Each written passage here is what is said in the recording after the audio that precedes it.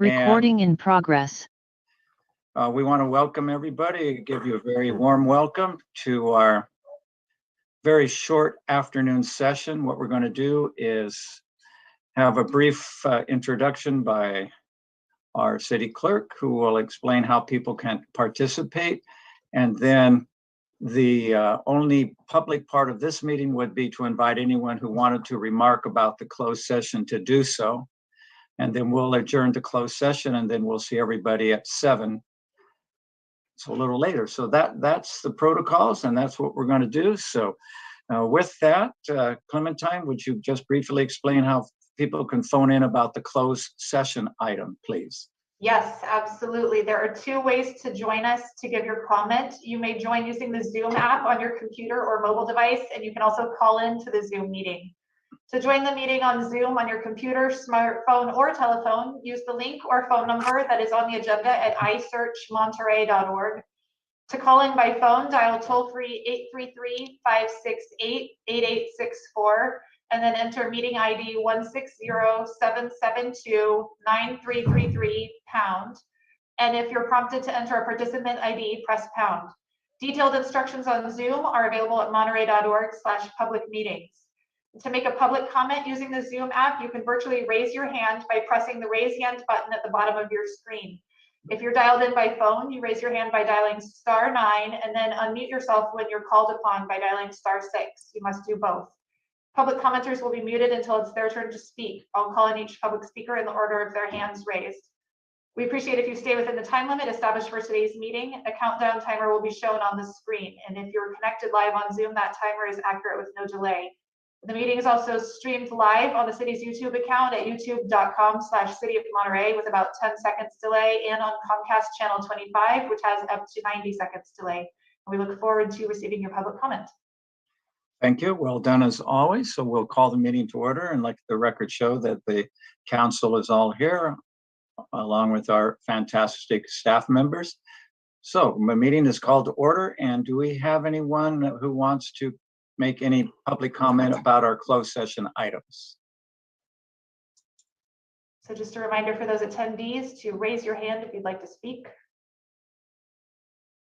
There are no hands raised, Mr. Mayor. Well, in that case, I'll recess one of our shortest afternoon meetings in history, and we will see everybody at closed session. Hopefully, we'll be using a different Zoom link, and if necessary, it's probably a good idea to send that to us just in case. So we're adjourned to closed session. Thank you.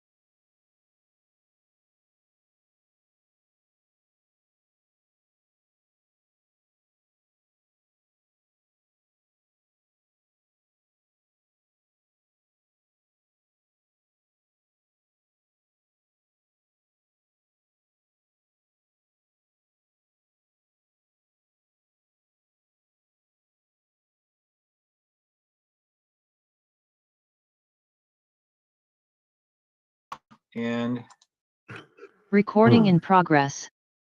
we want to welcome everyone to our city council meeting, and we appreciate the privilege of your time for those of you who are attending with us this evening. Before we call to order, I'm going to ask our excellent city clerk to explain how people can participate in our meeting. We did this afternoon briefly, but we certainly want to give folks a way of joining us. So Clementine, it's all yours, please. Yes, there are two ways to join us and participate in today's meeting. You may join using the Zoom app on your computer or mobile device, and you can also call into the Zoom meeting. To join the meeting on Zoom on your computer, smartphone, or telephone, use the link or phone number on the agenda at isearchmonterey.org. To call in by telephone, dial toll-free 833-568-8864 and enter meeting ID 160-772-9333 #. And if you're prompted to enter a participant ID, press #. Detailed instructions on using Zoom are available at monterey.org/public-meetings. To make a public comment using the Zoom app, you can virtually raise your hand by pressing the raise hand button at the bottom of your screen. If you're dialed in by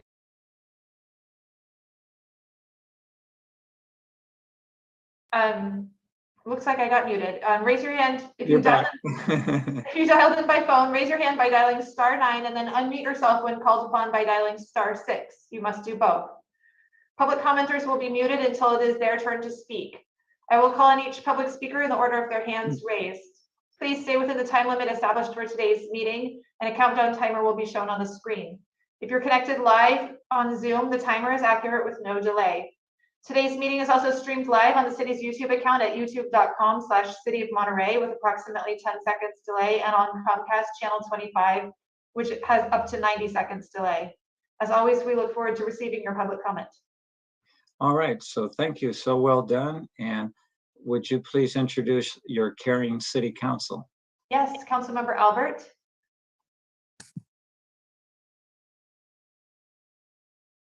Hang on.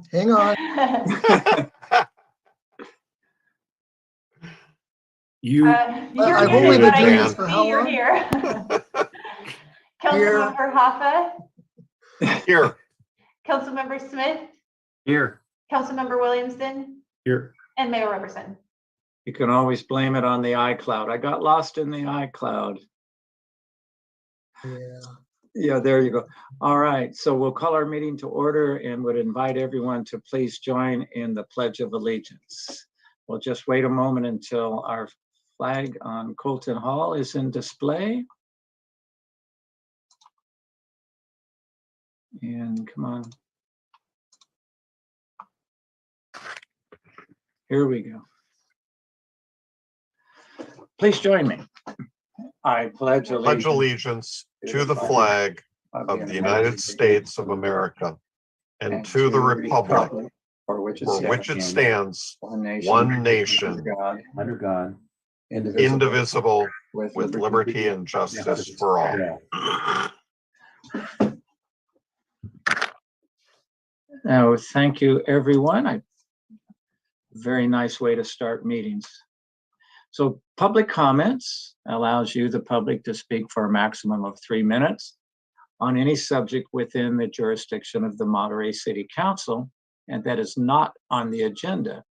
If you'd like to talk about our consent items or our main event this evening, which is a mid-year budget review, we'll ask that you wait and we'll be happy to hear from you then. Also, please, if you want a response, you can leave a contact, and you can always email at suggest@monterey.org, and our super responsive staff will get back to you as requested. So with that, let's open it up to public comments, Clementine. We do have a hand raised. This is a phone caller with the last 3 digits 705. So please go ahead, unmute yourself and go ahead. Good evening, Mayor Robertson and City Council members. My name is Lorna Moffett. Epidemiologist Oliver Millman had recently been on NPR talking about the insect population being in crisis. They are disappearing at an alarming rate worldwide due to pesticides and herbicides, climate change, and other pollutant factors. Since they are the food fabric for countless species, including ourselves, pollinators, even flies, won't be pollinating our food, and thus we as a species will face mass starvation. I urge you to do your part to avert this disaster. At the supervisors' meeting this morning, several people spoke up about the Ag Commissioner's lack of will to protect citizens from deadly spraying. They asked for him to be dismissed for not doing his job. We as a species are destroying all life on this planet and ourselves with inaction on issues that need immediate attention. We celebrate people like Elon Musk for bringing on the electric vehicle, but allow him to destroy the ozone layer with his Starlink program. The aerosols from his launches, as well as NASA and the unleashing of commercial space exploration, needs to be stopped until the ozone layer problem can be resolved. But no such activities will take place. Only wars and more wars and every reason for wars. You've been instrumental in stopping pesticides and herbicides in Monterey, and I want to thank you for that positive, incredibly important action. Now we need you to join the supervisors, giving them the strength and will in getting rid of this current Ag Commissioner. Once our insect population crashes, we will not be able to pollinate our food to feed the masses. I brought up the supervisors curtailing public comments to 90 seconds. This trivializes us citizens that let it be known we are not important. I want to thank you, Mayor Robertson. I wish to thank you personally for keeping our meetings for public comment at 3 minutes. It shows us that you appreciate what the public has to say, and I have accomplished many good things through this venue. So thank you so much. Thank you, Lorna, as always, for calling in. And next we have Tammy Jennings. Yes, my name's Tammy Jennings, I live in Monterey. I wanted to give you my support or let you know that I am available whenever you do any remodeling or new projects in the city of Monterey to get input from somebody in a wheelchair. I just recently got my shot at the new convention center and tried to use the restroom, and although it says handicap accessible and there are handicap accessible stalls, the door to go into the restroom doesn't have a handicap button and it's very heavy. So it would have been nice, I don't know, to get a person that is actually handicapped input on that before buildings are built. I don't know if there's something in that you guys do. I just want to tell you, I would be pleased and honored to help in any way that I can in that respect. Thank you. Thank you, Tammy, and we will take you up on your offer and take a look at that door in the conference center as well. Next, it looks like we've got a hand raised by Morgan Ivins Duran. Please go ahead. Thank you. Yes, my name is Morgan Ivins Duran. I'm a 6-year resident of the city of Monterey, and I've called in to several recent city council meetings under the open public comment item to address the importance of the council taking action on issues that are plaguing the renter community in the city of Monterey. I was glad to see that the city council finally received a report on the creation of a potential rental registry at last week's study session. And I want to thank staff for the time and effort that they put into the staff report prepared for that meeting. I unfortunately was unable to attend that session due to the timing. It was held at 4 p.m. during the normal workday, and I'm sure that there were many other individuals who are committed to addressing these issues who face that same constraint. After hearing from some of the people who were able to attend, I wanted to call in tonight to say that I'm really disappointed with the lack of action taken by the council on this matter. Creating a rental registry would have been a good first step, although a small step, towards providing the sort of data that city staff, the council, and the public would need to determine what additional protections could and should be implemented for the 66% of Monterey residents who are renters. If the council can't move even that item forward, what does that say to all of us about the likelihood that other policies which could better protect renters will ever be adopted by this council and implemented in this city? Especially given the mid-year budget update, which will be discussed later tonight, it's concerning and frustrating that more resources aren't being devoted to this group of Monterey City residents. I'd like to see city staff come back in a meeting in the near future with some more thoughts about developing a more thorough analysis of potential rental policies, perhaps putting in a roadmap similar to that which was used for cannabis. These are urgent issues that deserve consideration by the council and the city. And the group of Monterey residents who are concerned about this will be keeping an eye on future agenda items and hope to see some progress made on this front. Thank you. All right, and we've got Brandon Naylor next. Brandon, please go ahead. Hello. I don't have anything to say that you haven't heard 1,000 times before, but I just want to let the group, the councilors and mayor know that, the renters and those who support the renter initiatives are watching and, looking for action. Just wanted to keep this brief and let you know we're out there. Thank you. And I do not see any further hands raised at this time, Mr. Mayor. All right, thank you. We thank. A hand came up at the last second after I said it. Would you like to take that comment? Yes, of course. Okay. Please go ahead. Sorry, I spaced out and thought I had my hand raised and didn't. So I'm not going to repeat the very well-spoken comment that Morgan just gave you about the rental registry meeting. I would like to thank the staff as well, but I kind of feel like you guys are instructing staff to do all this work, yet you already know you're not going to do what needs to be done when you get the results from it.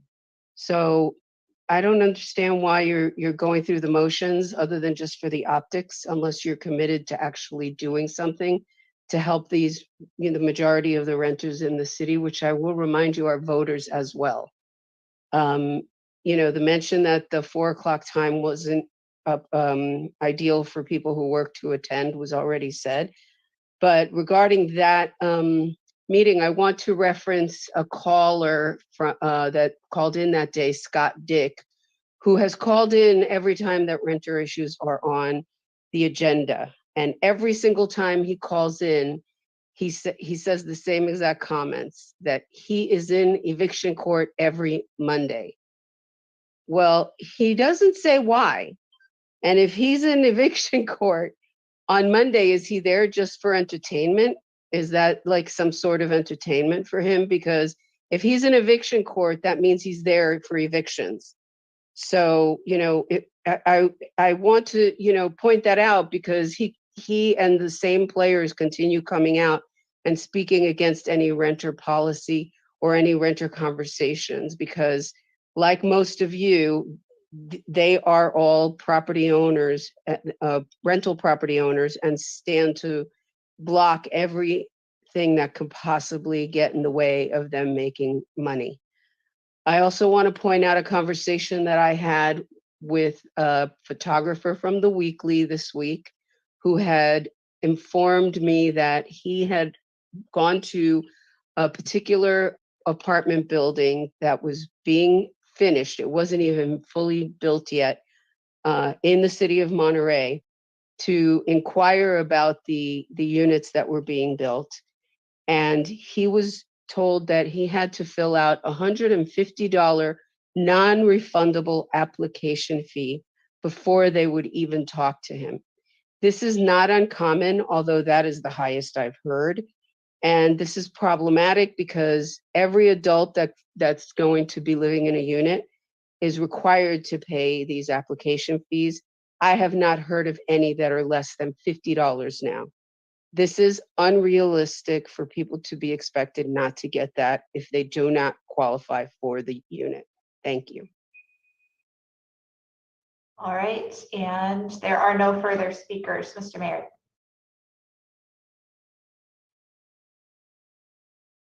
Mayor, you're muted. Yes, I am. The dog did it. And so we thank everyone and those who called in about renter protections. You're going to be, I think, very interested in the budget presentation, which will point out many of the things that your city council did during the pandemic, the sheltering in place, the eviction crisis, rent assistance. And I encourage you to take a look at our city's website, monterey.org, and take a look at the housing department. There's a really excellent summary of all of the city's housing activities. So I'm sure you've probably already done that, but I would just tell anyone who would like to get informed on that, it is there for you. So let me see, announcements from closed session, please. Yes, on the item that was agendized as closed session item 1, which was a public employee discipline dismissal release item pursuant to government code 54957B1. On a unanimous roll call vote, the city council voted to dismiss a senior parking controls technician. And item CS2, the second closed session item, wasn't heard. I believe it may be taken up at the end of the evening session. All right, thank you, Clementine. And let's go on to our consent items. Did anyone in the public want to pull those that we know of or had a question? This would be their opportunity to call in. Then secondly, council have any questions or want to pull anything from the consent while we're waiting to see if the public wants to? All right, we'll wait a moment. Clementine, anyone from the public or Nat? No hands raised, Mr. Mayor. Okay, well then I would entertain a moment to approve the consent. A motion, please. Move to approve. Second. Roll call, please. Councilmember Smith, Yes. Councilmember Albert, Yes. Councilmember Hoffa,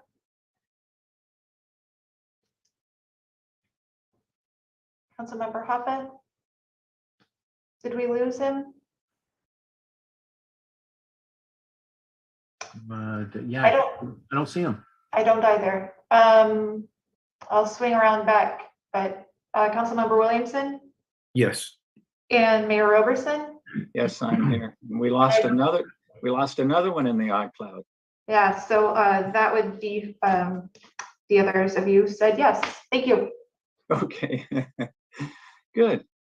All right, well, then we're going to take a look at our public appearance item, and that's to look at our mid-year budget and to make appropriate changes, pass a resolution as necessary. I think many of us on our outside agencies have been going through this process already. I know the Water Management District has done that.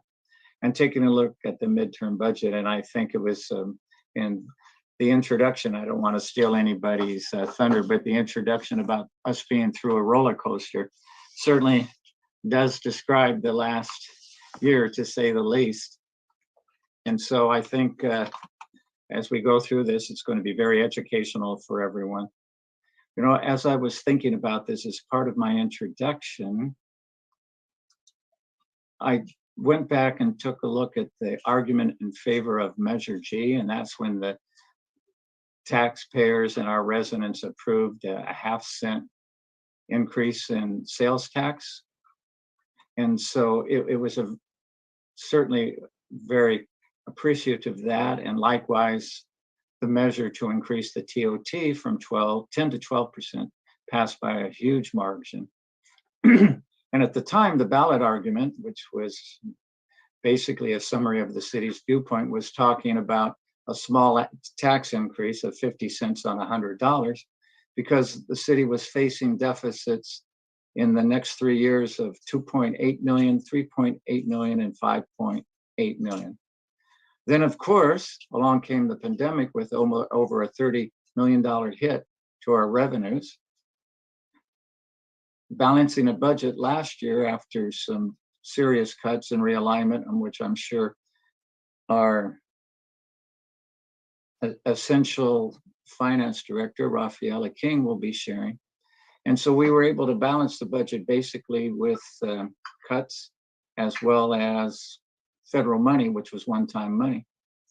And at the time when we were talking about Measure G and our budget, the argument was that the increase was going to take care of essential infrastructure such as the library, the sports center, recreation centers, our public safety departments, and to avoid major cuts to services, including police, fire, emergency response, traffic, library, senior youth recreation programs, beach, parks, forestry, and trail maintenance, housing programs, and other general fund expenditures. And the NCIP program was in jeopardy as well.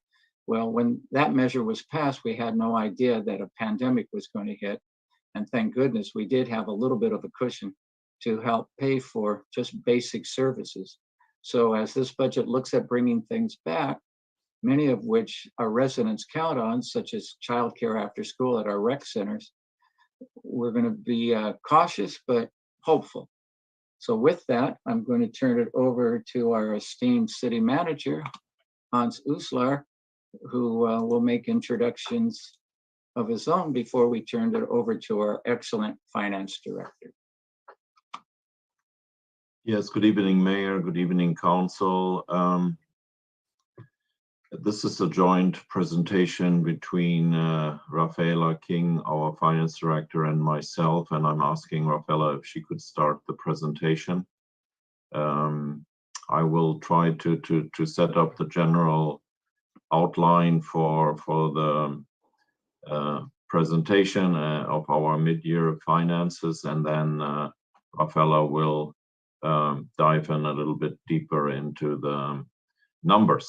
And I've been in front of you, Council, since March 2020, I believe, anywhere between 6 to 8 times, providing you with the regular financial updates as we marched through the crisis that has been caused by the COVID-19 pandemic. And basically, as the Council recalls, almost 2 years ago, we started going into the financial crisis.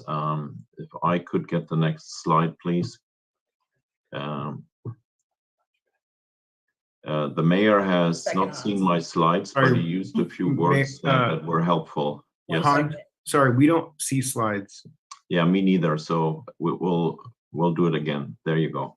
Give me 1 second. Okay.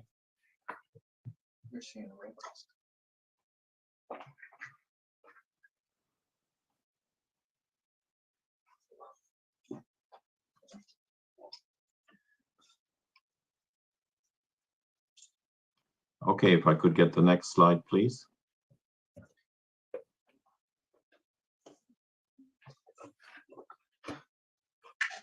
Okay, so Council, my part of this mid-year budget presentation will be that I talk briefly about the closeout of fiscal year 2021. We have developed some proposals with respect to the one-time savings that we could register at the end of fiscal year 2021, but also ongoing increased revenues as well as savings. And I will talk also about where we think we can right now restore our service levels. And I used the little compass to the right to tell you that we think we have a direction now. We can see how we are trending. Of course, as I wrote in the agenda report, everything is still very much up for the course of the pandemic, and anything can switch in a heartbeat. Next slide, please. The mayor spoke about roller coaster, and I said he hadn't seen my slides, so I take this as a good thing that I have a slide that talks about roller coaster rides, and it is a roller coaster ride we are on of never before seen proportions. When we started this adventure in March 2020, we saw immediately, like so many other businesses around us, never before seen losses that hit us immediately. Just recall, council, that within a couple of weeks, I think it was 1 or 2 weeks, the entire Portola Hotel and Spa shut down in March as one of the first large hotels that basically just mothballed itself. Here in the city, we had to do a lot of heavy lifting, and part of that was that we eliminated 102 positions. 72 of those positions were actually filled with employees. We closed the library. We had to close the sports center, the community centers, the conference centers, and all those layoffs and the closures were caused by the pandemic and the guidelines or the directions that we received from the various public health officials. Overall, the number that we calculated and that we keep using is between March 2020 and June 21. The city losses were around $32 million. And as we point out in the agenda report to you, we get honorable mentioning by the state's auditor, which identified the city of Monterey as the 11th hardest hit city in the state of California based on losses, revenue losses in hotel tax and sales tax. Next slide, please. Continuing with that picture of roller coaster ride, reopening, good news, bad news. We reopened the library in July 27th, 2021. We reopened the sports center in March 22 and 2021. The first group back in the conference center was on June 16, and it was an agricultural conference. And then the senior center, or the Schulze Center, we opened that back in August 2nd, 2021. But what you need to remember is also that in between we had false starts. We opened the sports center just to close it a couple of months later because the state imposed new directions. What we also see in our economy today, that the tourists have come back, and we saw that already in 2020, when you might recall that we were discussing ways of trimming back visitors towards Wharf Number 1 and crowd control. As you recall, at that time, one of the things we did for crowd control, that we just restricted parking in the waterfront lot artificially. We just gave up 50% of the parking revenues by not allowing people to use that lot, and with that we tried to manage the volume of people going onto the wharf or in other areas. Of course, you remember Cannery Row, Alvarado Street. We instituted mask mandates just for those highly densely visited tourism areas. But the tourists started coming back already in summer of 2020 to a degree, and of course our restaurants and our entrepreneurs need to be complimented for switching their whole business model to outdoor dining, and the city also very much supported that. You actually in 2020 allowed sidewalk seating until Labor Day or after Labor Day. This year, in 2020, we didn't save on regulations. We just said, here you go for 2 years, no cost sidewalk dining from the city of Monterey, and you see how that actually benefited us, while you may note that other communities are struggling with those questions right now. But one thing that is important to note is that while the tourists are back, our city customers have not returned. When we compare that with our 2019 numbers, and that's the benchmark that I think everyone right now is using when they look at how their businesses are doing. We have to say city customers are not back. Of course, we have people at our counters and building inspection or at the planning counter or public works counter. But what I mean by that, the sports center, the conference center, as well as the library do not have the same amount of visitors back that we had in 2019. Next slide, please. So if I ask you first to focus on the left-hand side, our ending balance, basically that's when we get a bunch of auditors coming into the city and they open all our secret closets where we store all the cash, and then they sit there and count it all. When we look at that, the audited ending balance came in higher than we anticipated. And Rafaela will talk about this in greater detail later. We also have higher than expected revenues. You might recall when we sat together in May and June of 2021, and you might recall we lost the finance director in March and we lost the assistant finance director sometime a little later. So when we were presenting to you, our revenue estimates were based on two reputable professional expert companies, organizations that help us to find the hotel tax. And I shared with you that one was way out and one was way low, and we kind of picked the middle and added a little bit to it. And in retrospect, the estimate that was way out to the right, way higher than we ever thought it would be, is the one that is right on target. That was the one from the Monterey County Convention and Visitors Bureau. And recently at the State of the City, last week, I called their finance guy a wizard. He is a TOT whisperer, and he is really has been really spot on with his projection. So the hotel tax came in higher, or is coming in higher than we expected. The sales tax also equally. If you have more people coming into town, more people staying in town, using our attractions, you will also have corresponding increases in sales tax. So we have seen definitely a strong sales tax. Measure P, Measure S has strong sales taxes. Our Measure G that the mayor spoke about, also very strong for us, helping us. What was interesting in the sales tax, also you see kind of how the country was reacting. Unbeknownst to us, unexpectedly, we had very strong sales tax revenues coming from car sales. Now everyone knows in the city of Monterey, we just have a new car dealership, or a dealership that sells new cars, that is Mercedes-Benz.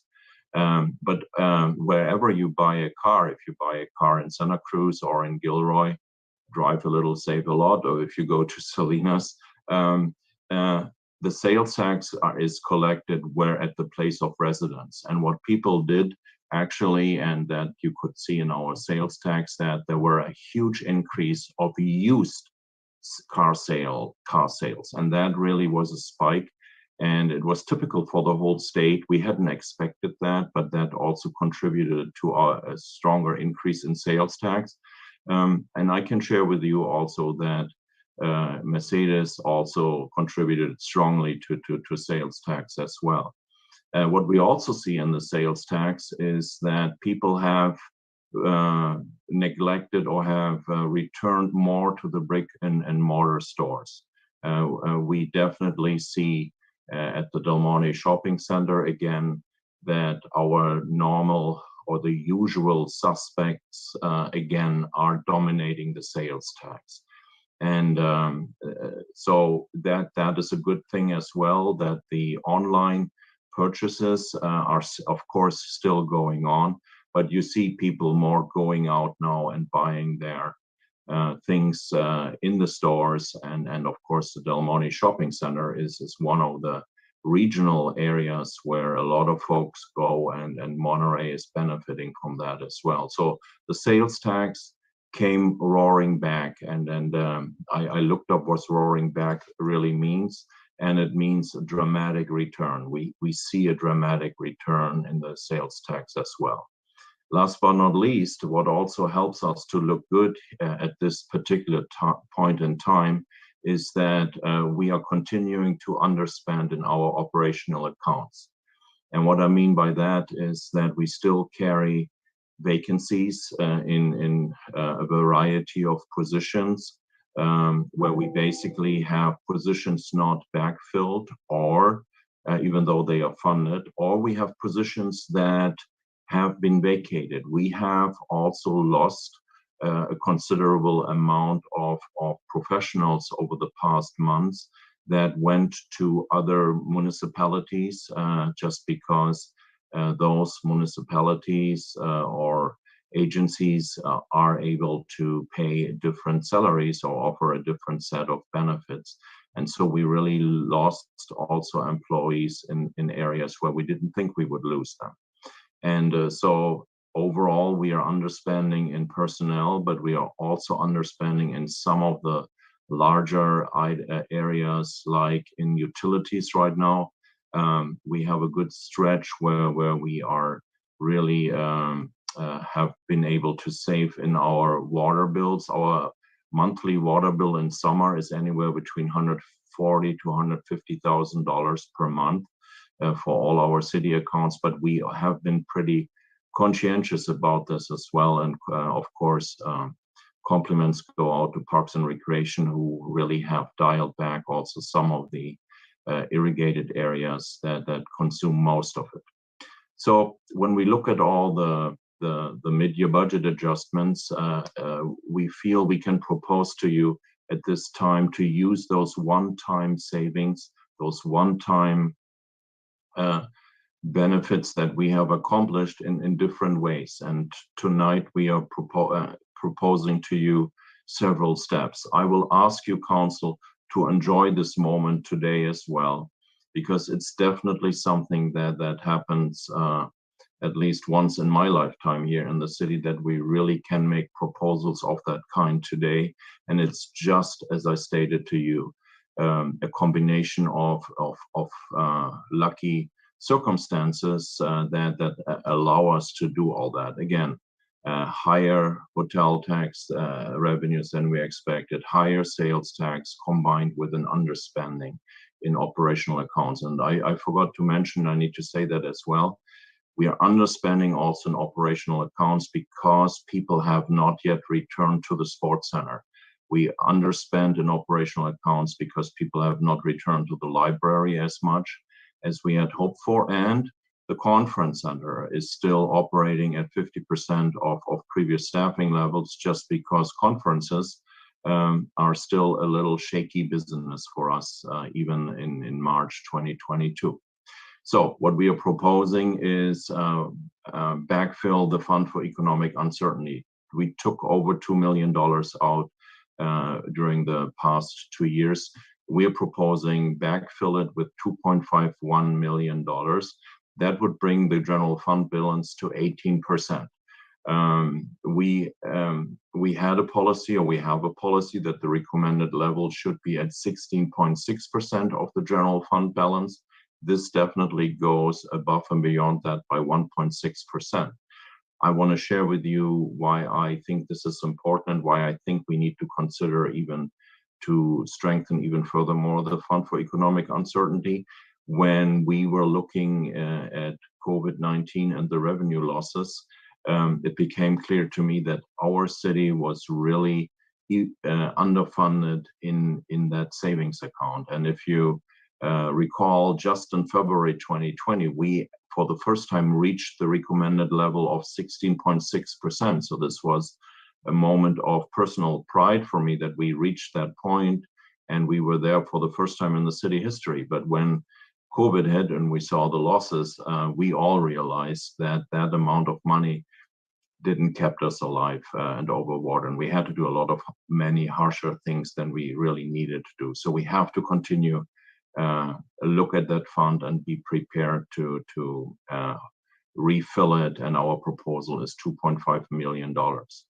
when we looked at tax measures, we always spoke about the pensions, the CalPERS contributions that are a drain on our ongoing general fund or our ongoing expenses. We propose to create a pension reserve fund. We want to put $1 million as starting capital into that. And it will be a Section 115 fund. That's a fund that the state of California allows communities like ours to create. We will bring the details to you and we'll discuss with you the details.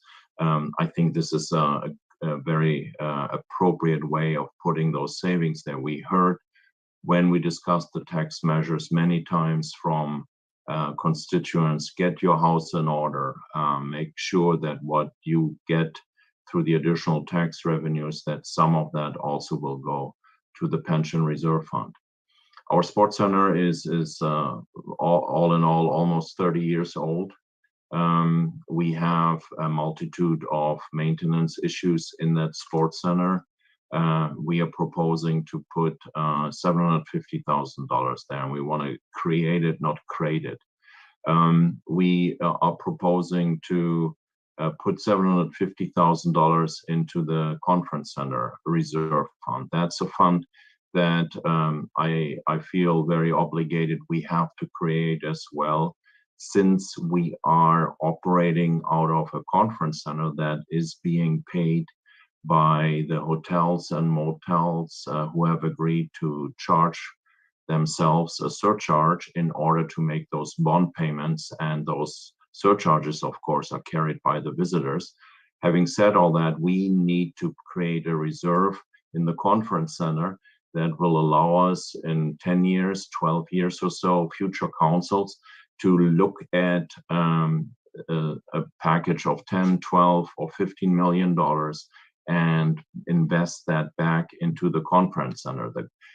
What we also learned during the COVID-19 pandemic, when conferences returned, everything downtown was booming. When we had conferences in the downtown area, when we had conferences, the old Monterey Business Association, and I don't know if you know that council or not, they were sending out emails to the various restaurants and said, buy more potatoes. We have 800 more conference participants coming. So what we always said, Chip Varick at that time always spoke about the economic downtown engine. It is absolutely a downtown engine. It really fires up the economy, and through a compression effect, every single hotel and motel on the peninsula is actually benefiting from that. We need to preserve it. We need to have funding available, and we are asking for $750,000 to put into that reserve. IT technology. The IT technology was important for us to just switch from being in the offices seamlessly into telecommuting and remote work. Next year, basically starting in July, in four months or so, we need to replace a lot of things in the city. We are looking right now at an investment need in IT at around $2.8 million for next fiscal year. Trust me, we will bring that number a little bit down, but there will be a 2 in front of that need for next year. So we are proposing to put $1.5 million into the IT technology reserve fund. The last but not least is we talked very frequently about the need of implementing measures to fight climate change, particularly here in Monterey, that you will see in sea level rise. We would like to propose to start a sea level rise resiliency reserve. We are proposing to use $500,000 from the Tideland Fund into that, and going forward, of course, also are suggesting to create a corresponding policy that will divert Tideland funds into those funds as well, to ensure that we can put up the right measures with respect to confronting and confronting sea level rise. So that's in a nutshell what we try to propose. If I can see the next slide, please. There are some more highlights. There are probably 24 or so additional items, and Rafaela will talk about them, but I wanted to talk about a few here as well. Parks and recreation. I like to say it this way: what is first, the chicken or the egg? I think we solved that question. If we don't provide programming, people will not come back to the Parks and Rec programs. So what we basically said is we don't have all the folks back right now. I explained that to you twice, or I mentioned it twice. So let's going forward with the upcoming summer program, restore 2 positions from regular part-time back to full-time. And these are the so-called sports coordinator positions. These are not management positions in the city of Monterey. Coordinator positions are not equal manager positions, but these are positions that will organize and implement the full-scale programs that we used to have in Parks and Recreation. Camp Kinsabe, Whispering Pines, but the dozens and dozens of other programs we have, from basketball camps to baseball camps to day camps at the sports center, etc. Those 2 positions we propose to restore, and they will then again organize and ensure that we can offer all the programming. And with that, we hope that the residents and the kids of Monterey and the Peninsula will return to our programs. Last but not least, that is also a crucial element for all the high school kids that we bring on board during the summer month, where many of them work for the first time in a city environment, but also in the recreation department. As council knows, countless folks have gone through that coming of age thing, being a recreation leader here in the city of Monterey. So those 2 positions are very critical for us. The police department, as you recall, in 2020 really helped us out with numbers that were beyond, I think, $1.5 million in cost savings. We are asking to restore 2 police officer positions. They have been unbudgeted since July 2020, but we still carried them on the book. We are proposing to start funding them again.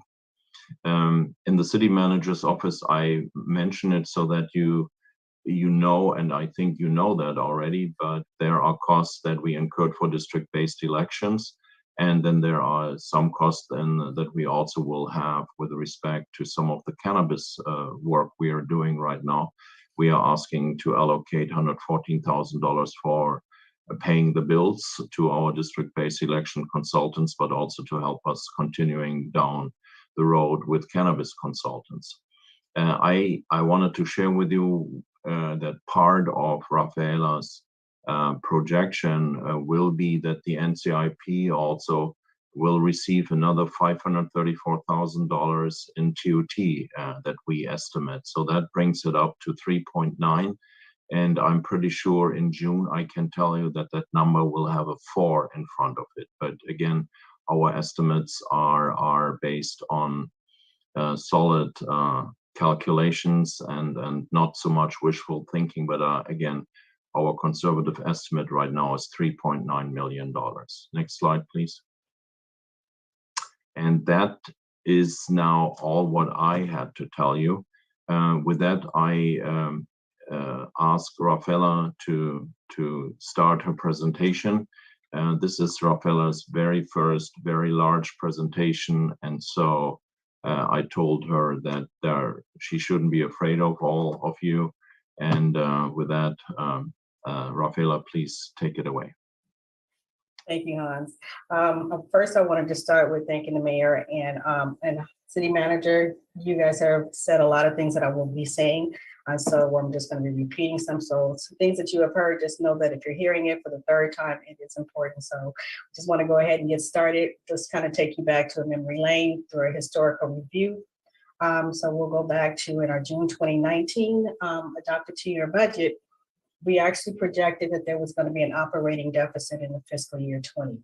So continuing in that vein, it's like we showed that there was a growing deficit in the general fund operating of 2.8, 3.8, 5.2 million for fiscal years 21, 22, and 23 respectively. And then, and so with that information, the City Council took swift action in 2019 and declared a fiscal emergency.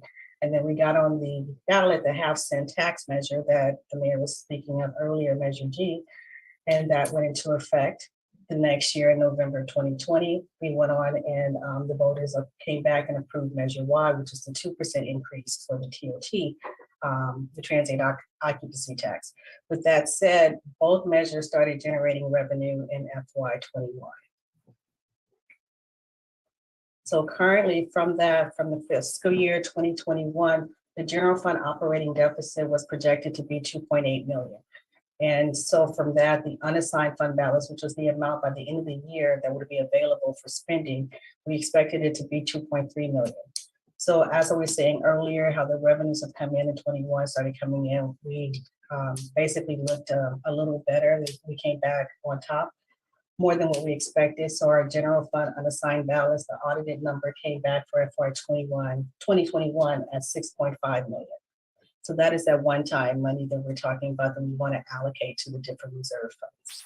So FY21-22, our amended general fund operating surplus, we're looking at a 3.81 conservative number.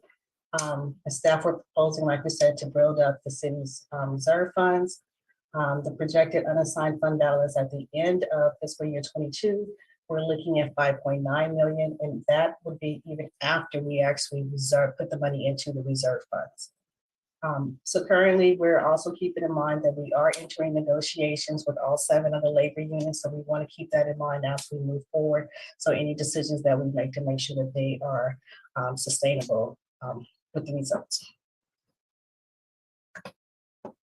So I want to tell you, talk a little bit about what that change in fund balance actually looks like and where it comes from. So if you can look at the first column where it says the 6/30/21 audited numbers, the non-spendable line represents the interfund loan from the parking fund to the general fund. And so each year we get money back from the parking fund to repay that loan. And once that happens, that number goes down. That loan will be paid off in the next few years. So that non-spendable gets transferred and we actually will be able to spend that. The next line is the committed, unassigned, and unassigned balance. So it's just how the fund balance is actually broken down. So we have for 2021, 26.5 million to a total fund balance of 31 million. That 31 million is broken down into 12.2, which is the current balance, and the economic uncertainty reserve. Capital projects ongoing 2 million, other designations 2.5, encumbrances at 3.3. And then we, as going through the details, we found we actually have a little bit stashed away already for this conference center facilities reserve and also for the sports center reserve. So both of them are less than 100,000, so just a little bit there, but we are still recommending funding those. The pension reserve, there's nothing in technology, both of those are new. So if you see that what's remaining is at 6.5. So if we look at the next column, which has the 6/30/22 is what we are projecting for the end of the year. We are looking at our fund balance being 34.8. If you notice, that would be a 3.81 difference between the end of 21 and 22. So again, if we look at the individual amounts, how we're allocating those amounts, the economic uncertainty reserve up to 14.8, that is at 2.51 million that we're asking to fund there. Capital projects stays the same, other designations are also the same. Encumbrances are going to be reduced by about 700,000. And that is basically, we have, in doing research and purchase orders and things, we realized that we have some encumbrance that are sitting there that have been quite old. and they have not been used. So we have some that are dating back to 2016 and 2017. So we're proposing to basically close those out and basically move that money into the unassigned so we can actually use that money. And it's not restricted. And here is the 750,000 for the conference center, the sports center, and the 1 million for the pension reserve, 1.5 for technology. And as you can see, our unassigned will be 5.9. Again, this is after all of the reserve monies have been put away and we paid all our bills. We're looking at still 5.9 million left, just a piggy bank, just in case something happens during next year. So we still have some flexibility. And so moving on to the details. So I want to draw your attention to the fourth column where it says the proposed mid-year budget. So the first number, 8.3 million, that is the revenues that we are expecting to get more than what we originally budgeted for. On the next slide, I'll show you a little bit more details behind that. Expenditures, we're expecting to go up by 2.5. So that net difference between revenue and expenditures, we have 5.7 million net revenues for this mid-year adjustment. And so if you look at the last column, when you take those adjustments and adding them to what our amended budgets are and reducing them by the net transfer amount, we come to 3.81, which is the net profit for this fiscal year.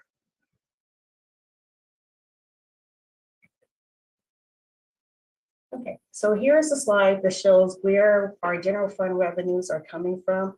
So we talked about, as Hans and the mayor talked about earlier, the sales tax. We're looking at projections to be a little bit higher than what we budgeted for. So to the tune of 2.7 million in sales tax area for the general fund. That may even be a little bit conservative, but at this moment, we're looking at 2.75. For the TOT taxes, same scenario, the money is coming in a lot stronger than what we anticipated. The tourists are coming back, therefore, you know, people are in the hotels and paying the taxes. So we have 2.8 million increase there. And again, that's just like the sales tax, we kind of expect those to be maybe a little stronger by the end of the year, but this is numbers that we are actually comfortable in sharing and budgeting against. Franchise fees, because of the waste contract that just went into effect recently, we're increasing that by 210 million. That's the increase that we expect to have come in for that. License and permits, additional 74,000. Fines and forfeiture, 20,000. The intergovernmental, 1.5 million. About 1.4 of that, I believe, there's a dollar amount, is directly from reimbursements for fire services. And then there is the interest income. You'll see a negative number here because that is basically is going to be a reclass from the interest income line to the other revenues line. Basically what happened with that is that the other revenues is where we put the principal portion of the payments that we receive for a loan and the interest income. So this year it got more put into the interest income than should have. So just a reclass. So that 336 is basically total in that 768 on the other revenues. And lastly, the fees and charges of that 429,000. Please note that 200,000 of that is increase in sports programs. So that total revenue that we're expecting to see for the amended mid-year is 8.3 million. Bringing our total revenues for FY 21-22 to 87 million in the general fund is what we're expecting. Okay. Moving on to the expenditure side, Hans shared with you a little bit. Forgive me, my notes got buried in the slide, so I don't see them, but I'll go off memory. So city manager, there's 114,000. We talked about that was for the districting services, some portion of the cannabis, and also for the ADA compliance. For community development, the 5,000 is for training. For finance, there's several things included in that 263, including there's cannabis in there, there's a TOT audit administration, there's also the fee for Who is coming next week? Our actuarial company is also included in there. Also, where small equipment for the department is also included in there, among other things. For the fire, there is OT. Again, I need you to kind of keep in mind with the fire, you see the amendment seems to be high, but at the same time, you saw the 1.5 offset of revenue coming in. So there's really more revenue coming in for the fire than expenditures going out. Non-departmental, 20,000, that is for replacing all of the credit card terminals citywide. They're gonna stop being serviced this month, so it's time to replace them. The library is for the 30,000 is for the recruitment for the new library director. Police is for, we talked about earlier, the police funding, so that's for the 2 positions. And that's just for the end of the rest of the fiscal year for those 2 positions with salaries and benefits. Public Works is for several items. There is the HVAC repair. There is dehumidifier repair and a few other items in there. For that one, Parks and Recs pays for the sports coordinators positions for the rest of the fiscal year, the part-time staff, some consulting services, and a couple of window replacements and repairs in that item as well.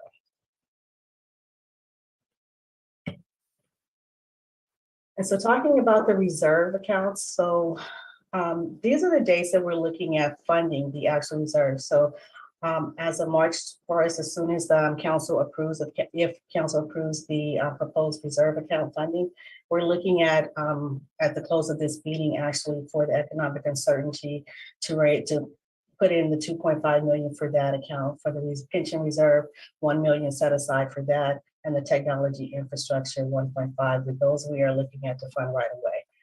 And the other conference things we are looking at funding by June 30. We're looking at the conference center, 750,000, sports center, 750,000, and then the C-level resiliency reserve at 500,000. We're looking to do those by June 30. What we really want to do is make sure that, one, we don't break the bank until we get to the end of the year when we know exactly what's coming in. And so there gives us a little bit of cushion before we actually put those funding numbers aside. So a little bit about the reserve funds, and we just want to talk about them just really briefly. Economic uncertainty reserve, I won't bore you with this again. City manager did an excellent job talking about 16%, 0.6 reserve was where our policy lies and what we're trying to get back to, and how the 2.5 million will take us up to 18% of the operating budget. A pension liability reserve, right now our total pension and OPEB liability is 173 million as of the last actuarial day, June 30, 2020. We currently pay about, this year on annual basis, we pay 13.64 million for this year. Next year is projected at 14.9 million that we're paying out annually on this debt. So just as our annual payments. So putting the money aside for this, establishing that a fund is what we're looking to do so that we can kind of start building down or bringing that debt down. Technology infrastructure reserve. We talked about this also. We've identified more than $2.8 million in current projects and that needs to be implemented sooner than later. So this is something we want to actually set money aside so that we can get this going. Conference center reserve, again, 750,000 to start putting money away. We're projected to start that in June again. Sports center, also again replenishing the existing reserve fund that we have for this, 750,000 there. Again, that one starts in June. The sea-level rise resiliency, the Thailand's reserves, that one is 500,000. We just want to make sure that this one, that we're very clear on this one, that this one is not coming out of general fund money. This is actually coming directly from the Thailand's reserve fund. And we talked about the proposed position control. I want to reiterate that we're actually going to update the position control list at the same time as we do this. So the 2 upgraded sports coordinators from RPT positions, one would be going to the sports center and the other one would be in recreation. Again, we're reinstating those positions from previously laid off. And due to the pandemic, again, it's necessary to organize and restore the programs. And we're unfreezing, we'd like to unfreeze the 2 police officer positions. Again, the funding is necessary so we can stay competitive in the recruiting market for this. And coming out of the general fund, now we move on to our other proposed amendments. So starting with our internal service funds, starting with risk management. The first thing with risk management is that we had an additional 700,000 net of that, which needed to actually be added because of our liability insurance was not included in this year's budget. So there is an end. There's also a change from risk management, leaving finance department and going fully over into the HR department. So what we are doing is right-siding the expenses to match the budget and increasing that. So there's a net increase in the finance division by 2.1 million, which covers the expenses already paid, and then a net decrease in expenses of 1.1 where the actual budget of housing. So we're kind of doing a swap and an increase at the same time. When they start for internal service department, just technology infrastructure, there's a net decrease in expenses of 218 and then a net increase in other expenses of 1.3. There is revenue that was budgeted into this fund this year, and there is it's about 600,000 of additional revenue. So the net difference is really going to be only about 400,000 additional funding for that fund. Going on to the special revenue funds, the library trust fund, we have a net increase in revenues of 98,000, net increase in appropriations of 30,000. This basically for this fund, the money that was approved by the library board was not included into the original budget. So we want to make sure that we right side this and put that, make sure that gets in that mid-year. Asset seizure fund, net increase in appropriations of 10,000 for that.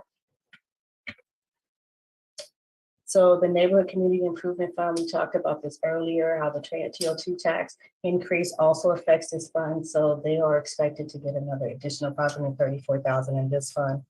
The street infrastructure rehab, which is measured P&S, sales and use tax, we're looking at an increase for this of 1.5 million. Our enterprise funds, Thailand's funds has a net increase of 85,000 for a lot of repairs that they're wanting and projects they want to do. The Marina Fund also has net increase of 72,000 for repairs and projects they want to do in that fund as well. And lastly, I want to move on and talk about the 5-year projections. First, I want to say that this is very, very preliminary. So this is subject to change next week or tomorrow or the end of the year. So I just want to know, make sure that you know this is very preliminary. So I'm just going to, so the first 3 years or the first 2 years are numbers that you're already familiar with, you've already seen, where we're looking at a deficit in general fund operating of 0.7 and 2.8 for 20 and 2020, fiscal year 20 and fiscal year 21. So our amended budget for 22, we are looking at a surplus of the 3.8 that we talked about earlier. So looking at 2023, while our revenues are going up, we have to be mindful that there are some one-time or some expenses in 21, 22 that we're not, or revenues that we're not going to really see in 23. So we're looking at a modest increase, or going through all the numbers, we're looking at 83.6 million for revenues. Expenditures, we're looking at a modest increase of this year and then a 2% increase for the remaining years, and still gives us a deficit in the first year of 2.2, just revenues over expenses. And then when we factor in the transfer in, the 1.1, the transfer in, again, those are the loan payments which will end before the 5 years is over. Transfer out, debt service, other capital improvements, and net use of transfers minus 0.1. So we're looking for 2023 to have a deficit of 2.3 and 2024 deficit of 2.5. 26 or fiscal year 25, 3.0, 26, 4.4, and 27, 4.0 deficit. So again, we are looking at some of the numbers to change. We know that the tourists are going to come back eventually, and the citizens are coming back as well. So we expect those numbers to change. But right now, this is the numbers that we're looking at to be the projections moving forward. So the decisions that we make are very cautious with these things in mind.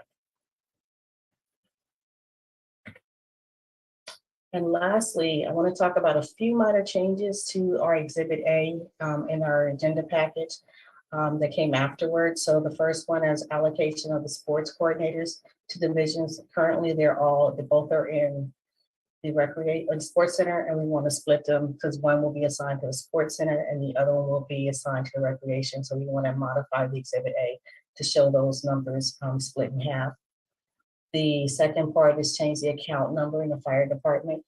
They are tracking specifically overtime costs so that they can easily track which is reimbursable. So that's the R in the activity code is for reimbursement. So they want to make sure that they are tracking those specifically. And the last one is from part of the revenue, the reimbursement that the fire department gets is all booked into the general fund, and part of it is for vehicle replacement. So what we are trying to do is they want to move that money out of the general fund into the vehicle replacement so that when we're time to pay for things for vehicle replacement, it's actually already sitting in that fund and we're going to pay for things out of it. So those are the minor corrections that I wanted to add and actually get updated on Exhibit A before that is approved in the resolution. So our recommendations are to approve the proposed mid-year budget amendments, designate the funds to the various reserve funds, update the personnel control list, and then do the amendments for Exhibit A to include all the corrections. And that is my presentation. If we have any questions, we are happy to answer. Yeah, thank you, Rafaela. Thank you, Hans and Rafaela. Very, very good. Ladies and gentlemen, that was a lot of information. So anybody watching or looks at this later, you can find these excellent reports on our website and also the agenda packet, which outlines a lot of this. So Council, would you like to ask questions now? Get the public first, or how do you want to go about it? Let's go ahead with questions. I can see that. Okay, Councilmember Dan and Councilmember Allen, please. Thank you. Thank you, Mayor. Raphael, if that's your first presentation, well done. Bravo. That was excellent. And the numbers and the explanations were very easy to understand, so I appreciate that. So I do have a couple of questions, and I'm going to start with revenue. In revenue, I didn't see the federal recovery funds of 5.6 or 6.5 million in the actual breakdown of the revenue. Where do those show? There is a specific account. Well, we have, they are in our general accounts, and we have a line that is called federal reimbursements. So it will be in that line. I think it was about 6.5 this year that's there. So that's where it is. It's basically buried into the numbers. So or into the details. So are those numbers a part of the 79 million that we currently have in revenue? Yes. It's part of that, right? Yes, correct. Okay. Thank you. And then in the expenditure side, the unfilled positions, are those a part of the expenditure amount of 79.4? Are those already baked into that budget? So the unfilled positions that they were asking for now, they are included in the amended numbers. Okay. And so eventually at the end of the year, if we don't fill those positions, those numbers will drop out, I assume. Correct. Okay. Then I have a question about the Tidelands Fund. I'm really happy to see that we're putting money aside for sea level rise. I do have a question about the Tideland funds and whether can we put dollars into the Tideland funds because I know that's for maintenance of public access areas and put it into a reserve. Can we actually reserve those dollars? I assume we can, a special reserve. Yes, we can take part of the fund balance in Tidelands and set it aside basically and call that the reserves, and that's what we're proposing to do.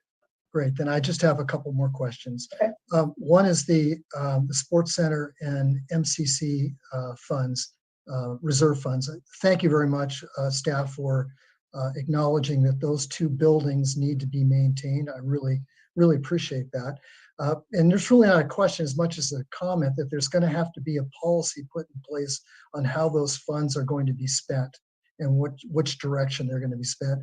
And number two, whether those funds like the parking fund would be restricted so that we don't pull those funds out in a bad year and to keep maintaining those funds there. Sorry, it wasn't a question, but it was more of a comment than anything else. Let's see.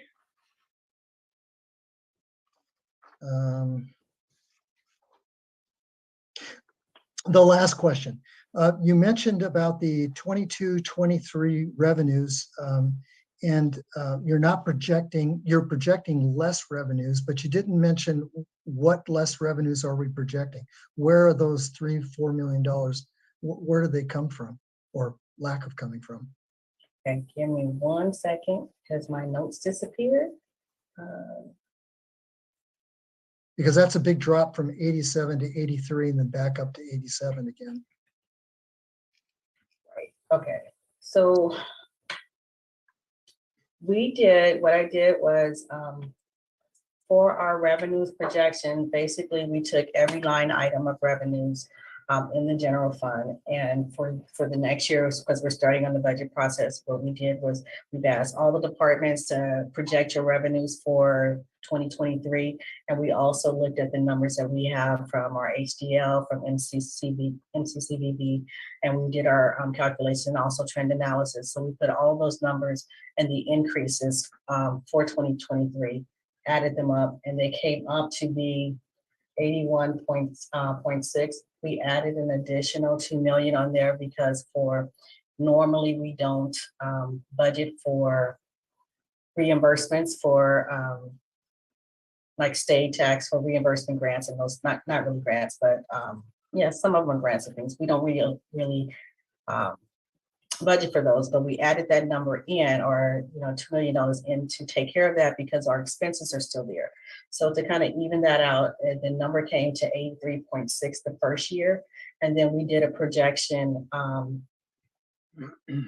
per line, basically a percentage growth percentage for each year after that, and that's how we came up with those numbers. How silly of me! I forgot that we're not getting the federal recovery funds either. Right. This month. Okay. Right. Okay, Mayor. Thank you very much. Thanks, Council. I'm done with my questions. Excellent questions, and you have a lot of experience, I know, in public finance as well, Councilmember Dan. Councilmember Allen, you were next. Thank you. Thank you for the presentation, and it's nice to have some good news after the last few years. I had a question about the housing budget, and I didn't hear that mentioned, and I'm wondering if we are proposing any kind of an increase in the housing budget. It was something that in Measure G we had highlighted as part of the justification for that measure. We did not do anything with the housing budget because it's separate. So we didn't do anything with that one just yet. So the projections that I showed you for going forward are only general fund. It's not any of the special revenue funds.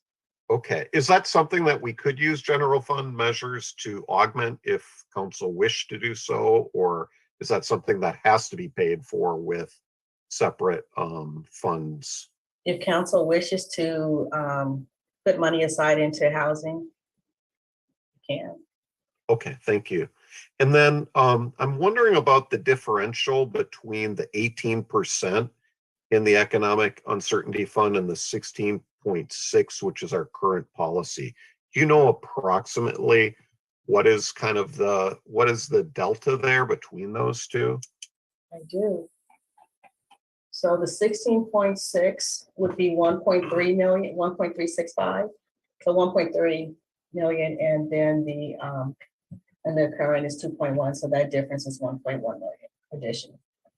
Okay, thank you very much. I really appreciate it. No problem. Okay, Alan, other questions at this point? We'll go to Councilmember Tyler, then Councilmember Ed for questions. Councilmember Tyler. So my first question is, I'm assuming that we're we're not incorporating a potential or what may be inevitable expectation for cannabis revenue in our projections. That's We correct. did Yes. not do that just yet. Okay, so that's helpful. And I'm wondering, I think it showed in the staff report a little bit regarding the conference center, but it would be good to just have, and then I think even Hans, when you were presenting, there was an identification of like 10 million or 12 million or 15 million. So it seems like we're playing with the number, and we might try to figure out exactly where that's going to land in regards to the reserve of how much we're going to need for that. But then also the same for the sports center. So I'm just wondering if there's any plans in the works to develop some more defined goals and roadmaps in regards to how we're going to achieve those. Yeah, absolutely. You raise an absolute fair question that we need to tackle. Councilmember Albert was kind of indicating that as well when he spoke about how do we define and how do we restrict those funds, and how do we make those funds then available at what time. There are different models out there to calculate what you need to put aside for renovations, rehabilitations. We will present that to you also as we go into the actual budget season, when we present a new budget. And to Councilmember Hoffa, we can allocate at that time, also looking at housing programs and do just that.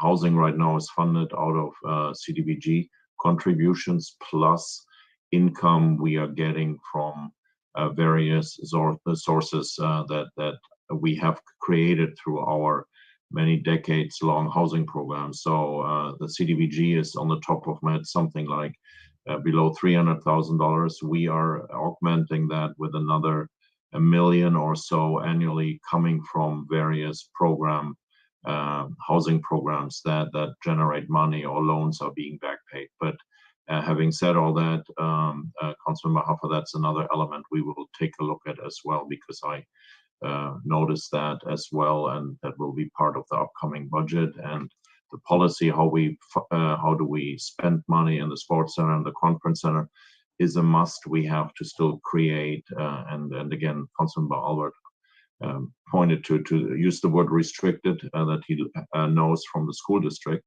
where they had restricted funds, and those funds were very exclusively used only for certain purposes. So we will look at all of that. That's for us something new. We are learning that as we're doing it. Okay, and then my next question is regarding the Economic Uncertainty Fund. I'm just wondering what the roadmap ahead with that one looks like. So just to kind of reiterate from what the report shows, our goal was 16.6, where our goal is to get that to 18%. So that's awesome to hear, and I appreciate staff's work towards exceeding that goal. So I'm just wondering, what does that look like in the future? Are we going to continue making the same contributions that we anticipated? And is there any desire or effort to update our goals given the increased uncertainty in the economy moving forward? Yes, we will do that. And I see Rafaela wanted to respond. So please go ahead, Rafaela. I don't want to. That's okay.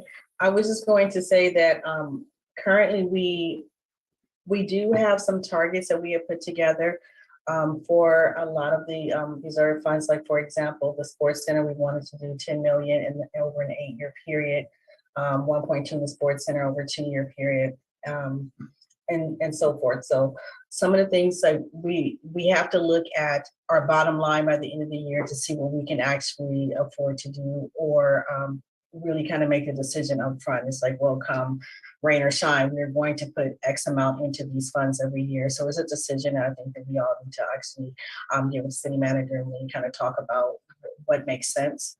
That way we know what that plan is, what the plan is. And just like savings, you know, when we're trying to save for whatever it is, we say 10%, we're putting away no matter what. So I think that's something that we will talk about as we complete the budget for next year. Okay, perfect. And then my last question here is in regards to the vacancies, in particular, the positions that were part of the layoffs towards the beginning of the pandemic. I think the council has a better picture, but I'm just hoping that we can share with the public a little bit in regards to how many positions, what do those positions look like, where are they located at in regards to the ones that haven't returned yet, and with that delta from where we are now? Yeah, we brought back about 35 positions in total. The positions that we haven't brought back are the positions where we have a lack of service needs right now. To state it clearly, that is the sports center, that is the Parks and Recreation department, especially the recreation component in general, and that's where the sports coordinator will probably help us to generate more programming revenues that in return will allow us to bring back employees again. And the conference center, where we also have still 50% positions not backfilled, just because, again, conferences have canceled on us during Omicron, and so they are coming back. So these are the main three departments: conference center, library, as well as Parks and Rec, and then sprinkled throughout the organization, you see defined holes. If I look at our custodial team, we are 5 custodians down. We just used vacancies there and attrition, but we still haven't closed a single public restroom or a single public office. So we have to also look at our various blue-collar components where we have vacancies. We are hiring right now back 2 park maintenance workers that we didn't fill for a while, and we're bringing also in those areas blue-collar employees back because we haven't closed a single park and a single beach, and medians need to be maintained as well. So thank you for the question. We hope if people come back to the sports center, and just to give you a number, and Rafaela spoke about the 5-year projection. The sports center is usually a $4.5 million revenue cost center. They bring in revenues of about $4.5 million. This year we will bring in about $1.7, $1.8 million. So that, and even this year's revenues are higher than we expected by about $200,000, if I remember the number correctly. So if we come back to $4.5 million in revenues, that will have corresponding employees back. That will also correspond then with a number of full-time and part-time employees that will work in the sports center. The library is the same. The library also is operational. It's open 5 days a week.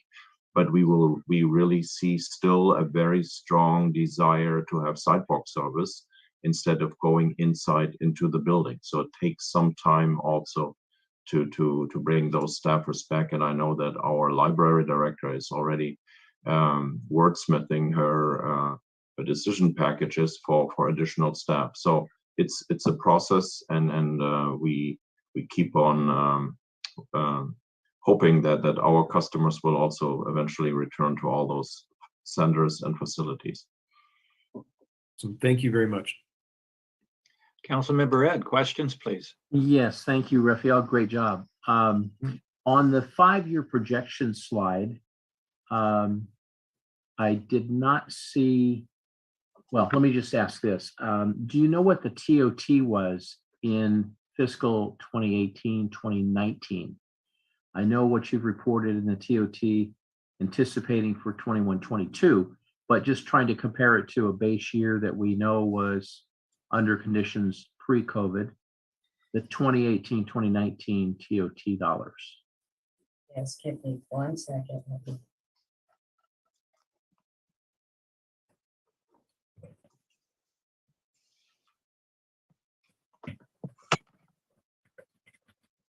I'm sorry, which base year? 2018, 2019. 2018 was 20.6 million, 2019 was 22.4 million. Okay, so slightly above where we are right now. So as we look at a 5-year projection, certainly it requires some modeling, and it's difficult to do that for the 5th year out. But if you could touch on just a little bit of the things that we expect that we will be able to address, the deficits that are listed in the out years. So it shows deficits coming 23, 24, 24, 25. So looking at that, what's the matrix, what's the thinking about projecting out with those deficits in the future years? The first thing that I'm thinking about is, well, starting with the revenues, again, I'm hoping that the revenues will come a little stronger than what we are projecting. We never want to say that the revenues are going to be at 150 and then budget at 150, just in case. So, so that's the first thing. Expenditures, I'm also expecting the expenditures to be a little bit lower, because as we have the vacancies that are funded, that money is still going to be there. So it will be salary savings, the operations that we're not spending, those things will still be there. And that will actually contribute into the fund balances available for the next year. So, and then just really looking at when we get through the budget season this year, we are actually doing a process this year where we're really actually looking at all the line items, because we know that there is a difference between them this year and the last several years. So we're kind of looking at it and saying, what is the delta? What's the difference? You know, some things we've had to do without for the last couple of years, and now we still need them. Are we still funding those operating lines for when we had more staff? So we're looking more at the details and trying to curb some things that are not necessary, and right size the line items that are. So right now the expenditures are really kind of based on a conservative increase and then like a COLA adjustment every year. So hopefully that getting those expenditure numbers under control first will help with that. Great, thank you. And certainly in a 5-year projection, there's a lot of guesswork and sliding scales, and it's month-to-month anticipation. So I know we certainly want to look at revenues going up, and it's always good to see that we're anticipating we'll have a deficit, but the deficit that's listed there in all those 5-year columns out is fairly reasonable and fairly able to attack, because they're in the lower numbers. Previously, not so. Thank you. All right, so excellent questions. I'll save mine for after public comment. So let's take public comment, and then we'll take a little break, then come back and have further discussion. So Clementine, we're going to find out if we have some folks who'd like to share some thoughts on the presentation this evening, please. Yes, we sure do. First, let's hear from Esther Malkin. Hi, everybody. So, wow, what a difference a year and a half makes, right? I mean, I literally remember choking up speaking at one of our budget meetings at the beginning of the pandemic, and we've certainly come through the fire, and we're doing significantly better. Hopefully, we've learned a lot of significant lessons from everything we've all been through. You know, we talk about a lot of the programs and things that we really didn't understand how much we needed to pay attention to before the pandemic. And, you know, what's happened with the workers is a very good example of that, and stresses the point that we continue to make to everybody who will listen, is that the workers are the renters of this city. We cannot function without them. We have had a big exodus of workers. Many of them are not coming back. If we had thought about some of these things that we've been trying to get done before the pandemic, we probably wouldn't be at such a loss for workers right now. So with that in mind, I would like to propose that just like you guys are spending money on a cannabis consultant, that you spend some money on a consultant that will help guide us and put together a feasible, fair renter protection policy for the council vote on, because this is a proposal that affects 66% of the city's residents. And if we're spending money on cannabis consultants and all the money that we had to spend on districts, I think at the very least, you can put some money into doing something that would benefit that many residents of the city. I also want to make a point about NCIP. You all recall I was strongly actively campaigning for the increase of the TOT and sales tax, and I'm happy that it paid out. I want to mention that NCIP was bailed out the city quite a bit with the funds that they were able to contribute. But I want to reconsider the fuel reduction costs that are being paid by NCIP. NCIP is a program that was for capital improvements, and many projects have been denied because they were not capital improvements. And the fire abatement, the fuel reduction program is problematic because it takes money away from some of the neighborhoods projects for the concentration of the neighborhoods that are in need of that fuel reduction. So I think that needs to be reconsidered. Thank you. All right, next let's hear from Rick Aldinger. Thank you very much. This is Rick Aldinger, resident of Monterey and chair of the Monterey County Hospitality Association Government Affairs Committee. Want to commend city staff and the council for looking to the future and discussing these budget updates. And I'm thinking, probably all these items are worthy considerations.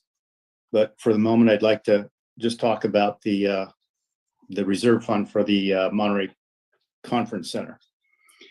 A slide in the presentation showed that hospitality is easily the largest single contributor to the city budget. And it's a huge part of allowing the city to provide services to our residents and an exceptional quality of life as well. Furthermore, of note is that business travelers, those who use the conference center, it has been shown that they spend more while leaving a smaller footprint while they're here, particularly when we look at something like traffic congestion. So it makes makes all the sense in the world to maintain this asset that we've so proudly renovated and done such a great job with. I would not only urge council to accept the staff recommendation to have a reserve fund for the conference center, but also to urge you to have it as an annual budget line item. And finally, to consider, if at all possible, instead of $750,000, if that could be bumped up to $1 million, if not now, eventually. And again, that this is an ongoing commitment to maintaining that wonderful facility. Thank you very much. Thank you, Rick. Thank you. And next we can hear from Steve Hanley. Clementine, can you check the timer, please? Thank you so much. My name's Steve Hanley. I'm a real estate broker of 50 years, and I'd like to address the Sea Level Rise Resiliency Reserve Fund, which I think is eminently practical and really necessary to the future of Monterey. I am on what's called the SUM committee of the Parklands Homeowners Association, SUM standing for Shore Up Monterey, which is intended to kind of be a answering instrument to the Coastal Commission's policy of managed retreat. Our homeowners association is kind of at the point of the spear on dune erosion and sea level rise. and we are very, very much in favor of the establishment of the Sea Level Rise Resiliency Reserve Fund as being necessary to the maintenance of Monterey's benefit. And we see our homeowners association as a real asset, kind of in reserve for the city, because the city has very little investment in the HOA because we, in essence, take care of the roads. There's no sidewalk maintenance. We take care of our trees. Very few of our residents have children that need support from the school district. And in essence, the city doesn't have much expense for the maintenance of 60 parcels that are valued at about $1.3 million each in today's marketplace. That puts them potentially having a total market valuation in the aggregate of about $78 million. Taken at about a 1.25% value, that has the potential of $975,000 per year in revenues. Putting that in the light of Prop 19, which is kind of an answer to the Prop 13 issue that's been around for so long, I believe that the turnover and the future value of property taxes of our HOA will add a huge amount to the city of Monterey's coffers. Thus, I would request that not only the $500,000 reserve allocation be established, but the dune maintenance and the level of sand maintained to protect our association be a priority of the city in the short run to protect our foundation and the future revenues to the city.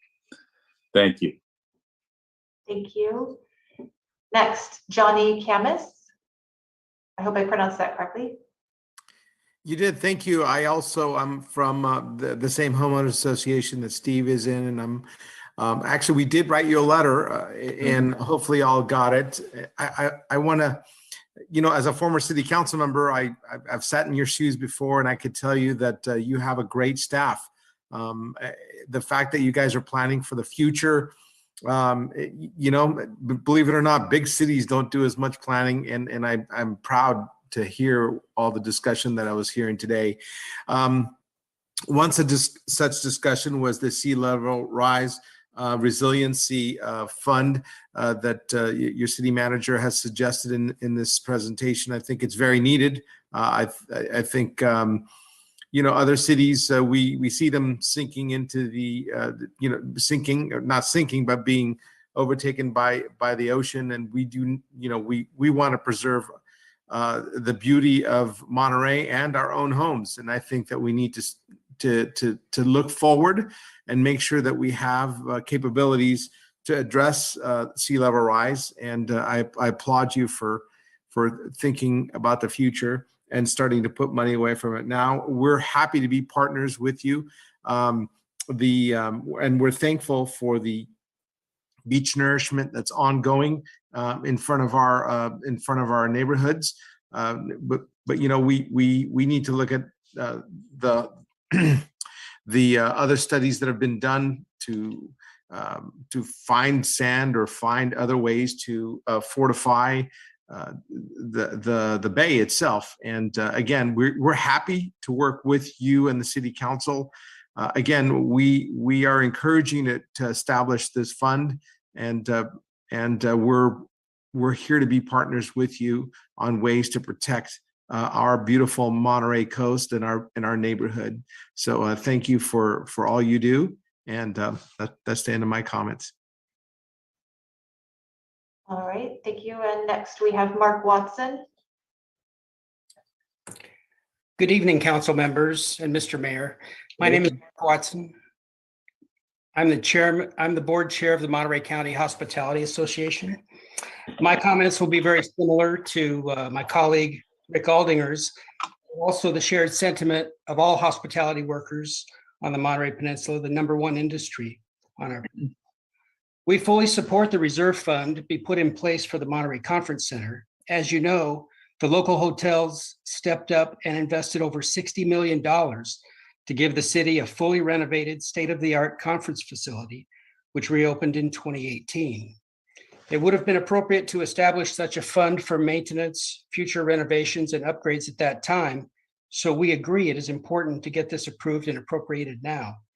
We all know the conference center plays a key role in keeping Monterey competitive in attracting conferences and groups, which in turn generates a significant portion of the tax revenues for the city. We encourage an ongoing plan for reinvestment to ensure the conference center continues to be a successful asset for the city, its residents, and our hospitality community well into the future. This commitment will, of course, also safeguard against deferring such obligations, which would lead to large unfunded budgetary challenges going forward. In closing, we urge your approval of the city manager and finance director's recommendation for setting forth the funding of these essential capital reserves for the conference center in the annual budget. Thank you, council, for your thoughtful consideration. All right, and we have one more hand raised. Is Carol Shorbajian? Yes, hi, good evening. Carol Chorbajian. I am a Monterey resident, Monterey business owner. Pretty much what Rick and Mark have, they took away everything I wanted to say, except that there are a couple of things. That the city manager, Hans, mentioned about increase in sales tax. And again, in our Measure P and S committee meetings, when the conference center was closed, we noticed that sales tax collection was down, and that was due largely to rentals and food and beverage. The more that we can have the groups, upper scale groups coming in, the more we can derive the sales tax from food and beverage revenue, and the groups as well. There with the spending, as they said, 2 to 3 times what the individuals are. The hosted dinners in the restaurants, more sales tax. More occupancy, more TOT. And one thing that I've learned over the period of years with my P&S committee work is that, what does Steve keep saying?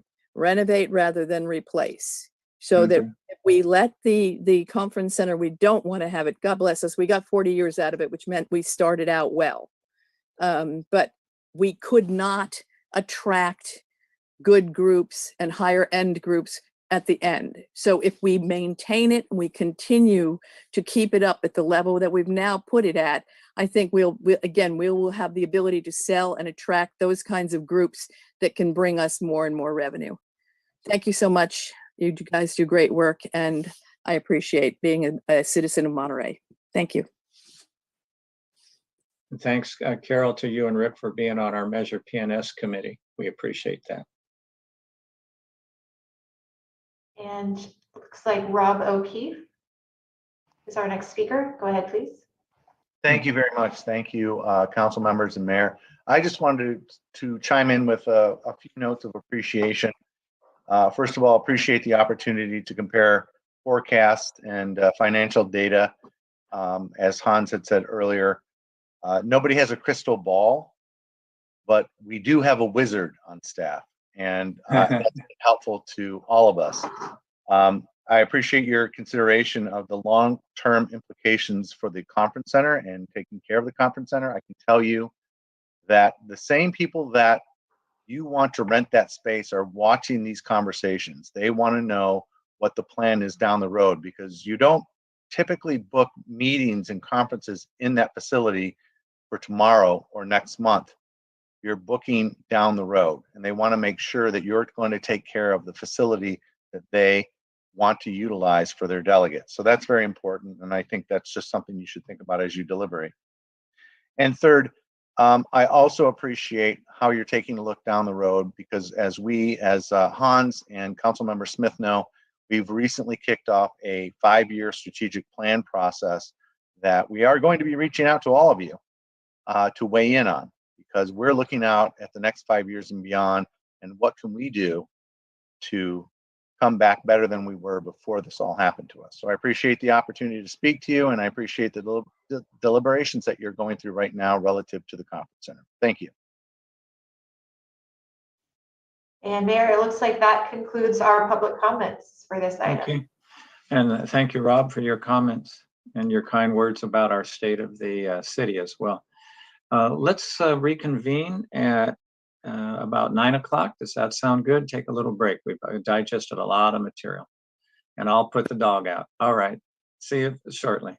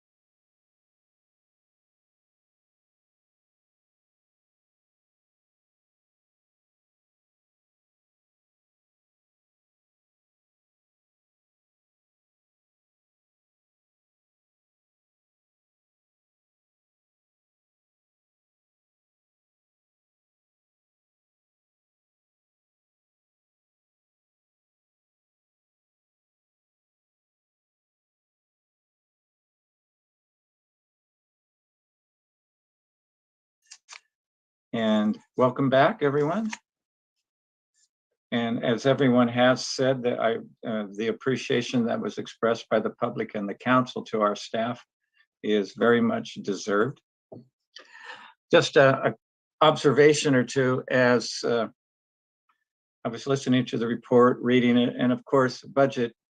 We're having a budget snapshot tonight, more or less, but this is a culmination of hours of work every day as we're looking at the budget. And I'm always, as you've heard me say, talk about the definition of the new normal. As Council Member Ed had pointed out, and we looked at the 5-year projection chart, we saw a $3.8 million, I wouldn't call it a surplus, but in the good column for this year.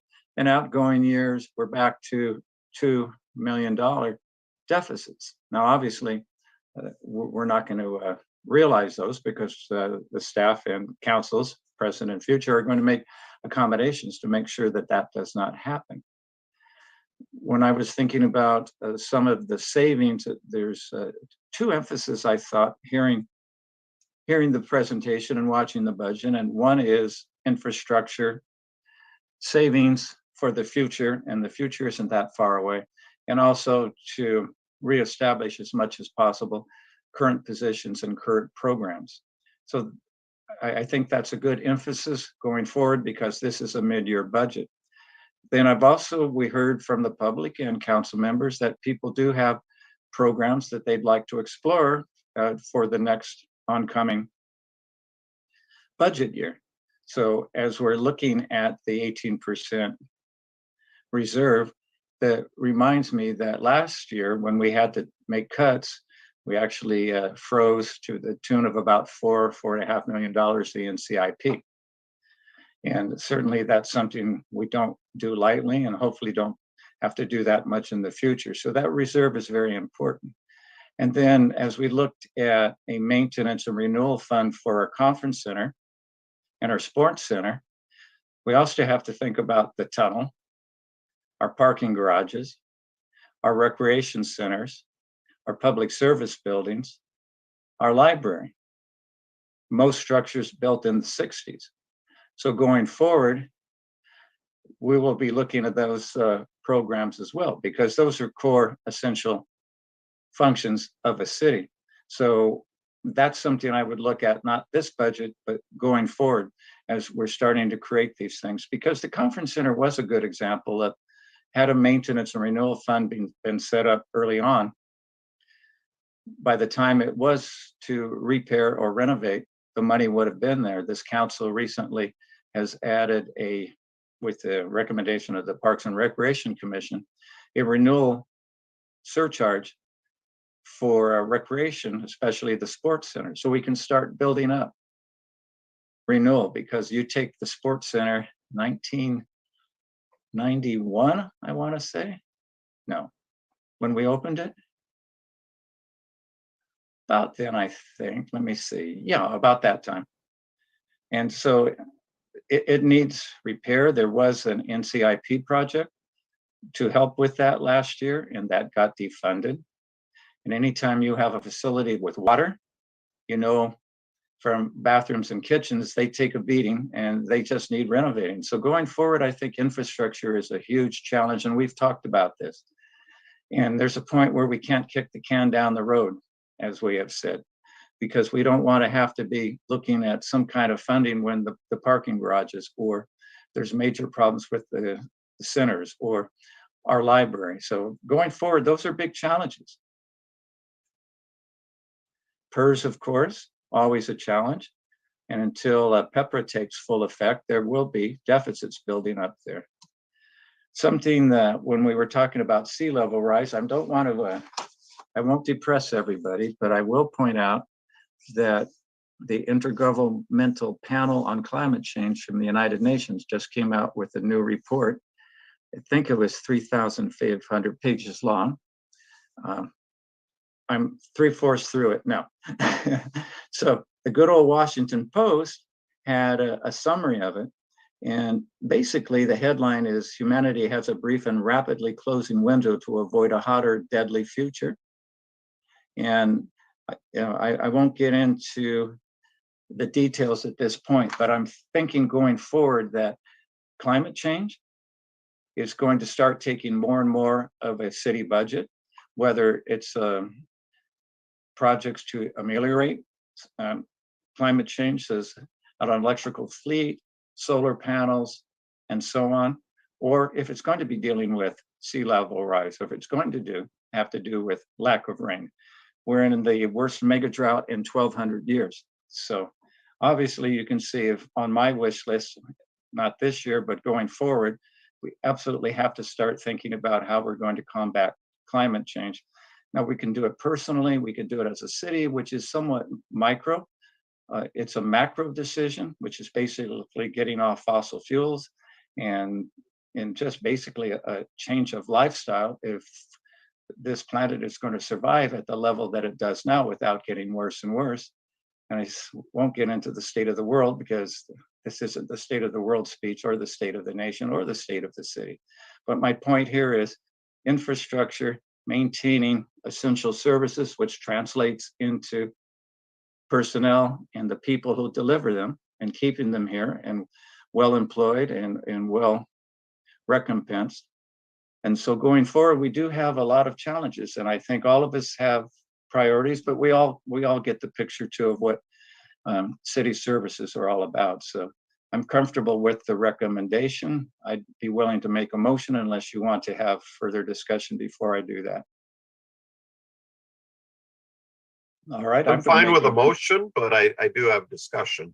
Okay, I'd like to make a motion to approve the resolution as recommended with the 4 points that were included in the last slide. Second. And we have a second. Alan, go ahead. Discussion, please. Yeah, thank you, Mr. Mayor. So first of all, I want to congratulate our staff and my colleagues on the council for really having come through a very difficult time. And we all know how difficult the last 2 years have been for the city of Monterey and our budget. So that's really, really good.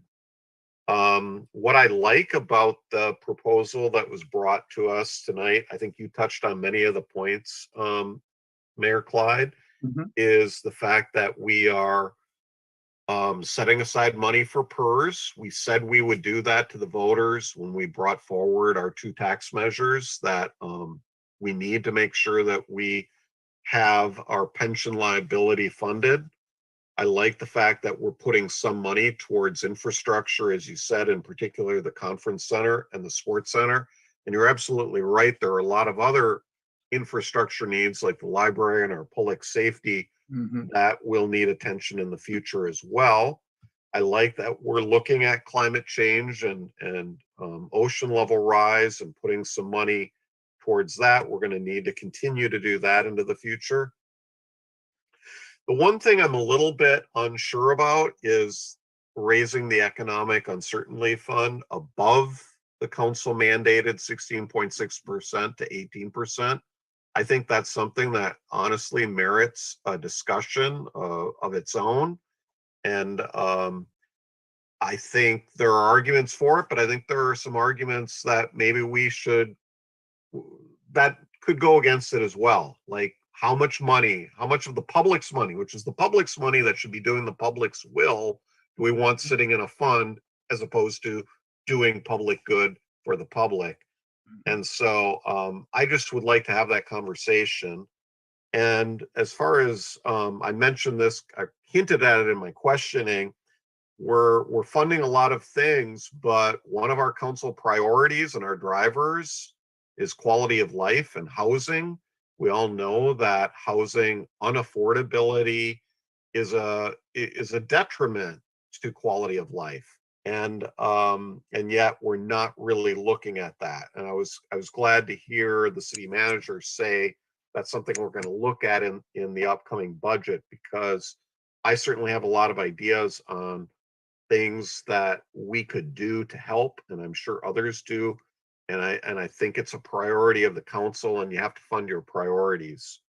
So just looking at my notes here, I think I pretty much touched on everything, but I guess the last thing has to do with 5-year projections. they're really difficult to do. Yeah. It's just so many uncertainties, and I would hate to go back and look at what are we in 2017 and see what we were projecting then. But I just almost wonder if in the future, and this is just something maybe Rafaela and Hans can talk about. Maybe I'll talk with Hans, but I'm almost wondering if a 3-year projection isn't a little bit more realistic. 5 years, it's just so hard to project 5 years out. And yes, and also, Mr. Mayor, we do need to make sure we retain our high quality staff. And that also is going to take some money because we're in an inflationary period. So thank you very much to the staff. Appreciate it. Thank you for your comments and thoughts. Councilmember Tyler? Yeah, so I agree with pretty much what everything that Councilmember Hoffa said. So I won't do too much repeating, but kind of supplementing. I think I agree with your point, Alan, in regards to a deeper conversation around the economic uncertainty. I think I take a little bit of a different perspective, but I'm open to that dialogue. I mean, my concern is that with greater unknowns in regards to the economy, I think having a cushion there is helpful. And I wonder, what does the trend look like and how agencies are handling economic uncertainty? Are they seeing an increase in what they're anticipating holding on to? And how does that benefit us in regards to our debt obligations? So I think that there's a lot of things that we need to look at there for that. And I'm definitely open to having that conversation. And then spot on in regards to the housing piece of the conversation, we did include that. That was something that wasn't in the language that staff had recommended us when we were looking at Measure G, and we added language around housing. And so for us not to do something that addresses the housing issue with some of that funding, I think is a little bit of a letdown to some in our community who are expecting us to do that, and we're supporting that measure in accordance with that. And likewise, lots of opportunities, and just to throw some out, just to kind of get our minds thinking about this topic, right? Rent stabilization, sorry, not rent stabilization, rental assistance, which was what we did during the pandemic, seemed to work really well. And there seems to be some general across the board appetite to continue that. So for us to create some local pot of funding to kind of continue that, I'm not sure if this funding by itself, but I think helping to contribute towards that. And something else that I'm particularly interested in is legal assistance for tenants. I think there's some space there for us to offer some opportunities. So lots of ideas in that area, and I think it deserves a larger conversation, but I think we need to dedicate it to that. And then one last thing, one of the things that we've talked about a lot, and particularly when we were doing our last strategic conversation, was this conversation around water. And I'm not sure how serious the council wants to take that conversation in regards to our workload and working with staff. There was this conversation of potentially doing our own project. I don't know how realistic that is, but I think it still might be worthy for us to engage in a deeper dialogue to see what that looks like from a council perspective for us to take that on. And I just bring that up in this dialogue because it ties a lot to the conversation around housing. And if there is any possibility for us to make any investment in the potential water solution, maybe that's kind of how we tie in that conversation with housing, is by prioritizing something that allows us to get the water so that we can move forward with the affordable housing units within the city of Monterey. Thank you so much, Tyler. Councilmember Dan, Councilmember Ed. Councilmember Dan, please. Dan. Thanks. So if you were to ask me a year ago, would we be having these conversations about the revenue, I would probably have said no, especially with the way the staff was talking about the projections for this time last year. But I do want to mention that of the 79 million, it is baked into that as 1.5 or 1.6 million from the federal government, which really, without those dollars, we would probably be seeing a deficit, maybe a 2.8 or 2.7. I didn't do the numbers, but close to that. So let's not reel ourselves into a false feeling that we're all doing great, because to be honest with you, without those dollars, we would be seeing a deficit. But on the other hand, though, when it comes to the expenditures, I mentioned when we did adopt the tax increases, both the sales tax and the TOT, that I was worried that those new dollars would create new programs instead of filling the deficit. And I have to say, I appreciate the staff coming back with a budget that shows us keeping steady the current budget of expenditures. And that's the first thing I looked at when we presented this budget. And I mean, we did raise it a little bit, but not to what I thought might have happened. So a lot of organizations will do that. Once they see higher taxes, then immediately they add more programs when they should be just balancing their budget. So I appreciate that a lot. So just to remember that these revenues are not new revenues. They're just revenues that we used to get pre-pandemic. So my priority is always going to be, or still going to be, continuing to establish the services that we lost, and definitely bringing back the staff that we laid off. That would be one of my top priorities. Economic uncertainty reserves. Well, as an ex-chief business officer, we will never have enough in that area. but I think 18% is adequate. But as we just seen over the last couple of years, that 18% will probably run this city for about 3 months. So I would advocate for even higher than 18%, maybe 20 or 21%, to be honest with you, only because we don't know what's going to happen. I mean, take a look at our 5-year projection. We'll be in deficits. Well, I understand what 5-year projections are, but still, I think like Alan and Tyler mentioned, I would love to talk about it as a special item on the agenda. I would definitely like to talk about that. I'm very happy that we're establishing facilities funds for the Monterey Conference Center and the Sports Center. The Sports Center is the jewel of our city, period. It's the best sports facility on the peninsula, if not the county. And I would hate to see it, and using this, I hate to see it turn into a high school gym. And it can if you don't reinvest in it, and reinvest not only facilities, but also people. I think it's very important that we have people there that are working on the facility on a daily basis. So I'm very happy to see that we may be looking at a reserve fund for that. And then with the Monterey Conference Center, I know that our hospitality people have already mentioned about that, but I do want to say a few words that I think we're very fortunate that we did get our hotels to agree to renovating a public facility. And I would hate to see in 20 or 30 years going back to those hoteliers and asking them for more dollars, because I don't think it's going to happen, to be honest with you. So we need to take care of that facility and treat it like a business, and make sure that we continue, like most hotels, continue to reinvest in it. It was already mentioned about the PERS liability. I'm happy that we're funding that. I'm really happy to see 2 recreation positions and 2 police officers put back into the budget. And I think things look good. I'm happy that we are moving in the direction we are, and I'm excited to see the new budget coming up. This is my favorite council meeting. I love this kind of council meetings. Thank you very much. Oh, that's great. We should have ended this discussion with that comment. That was great. Councilmember Ed. I don't know how to follow it up with he likes this, but that was a good one.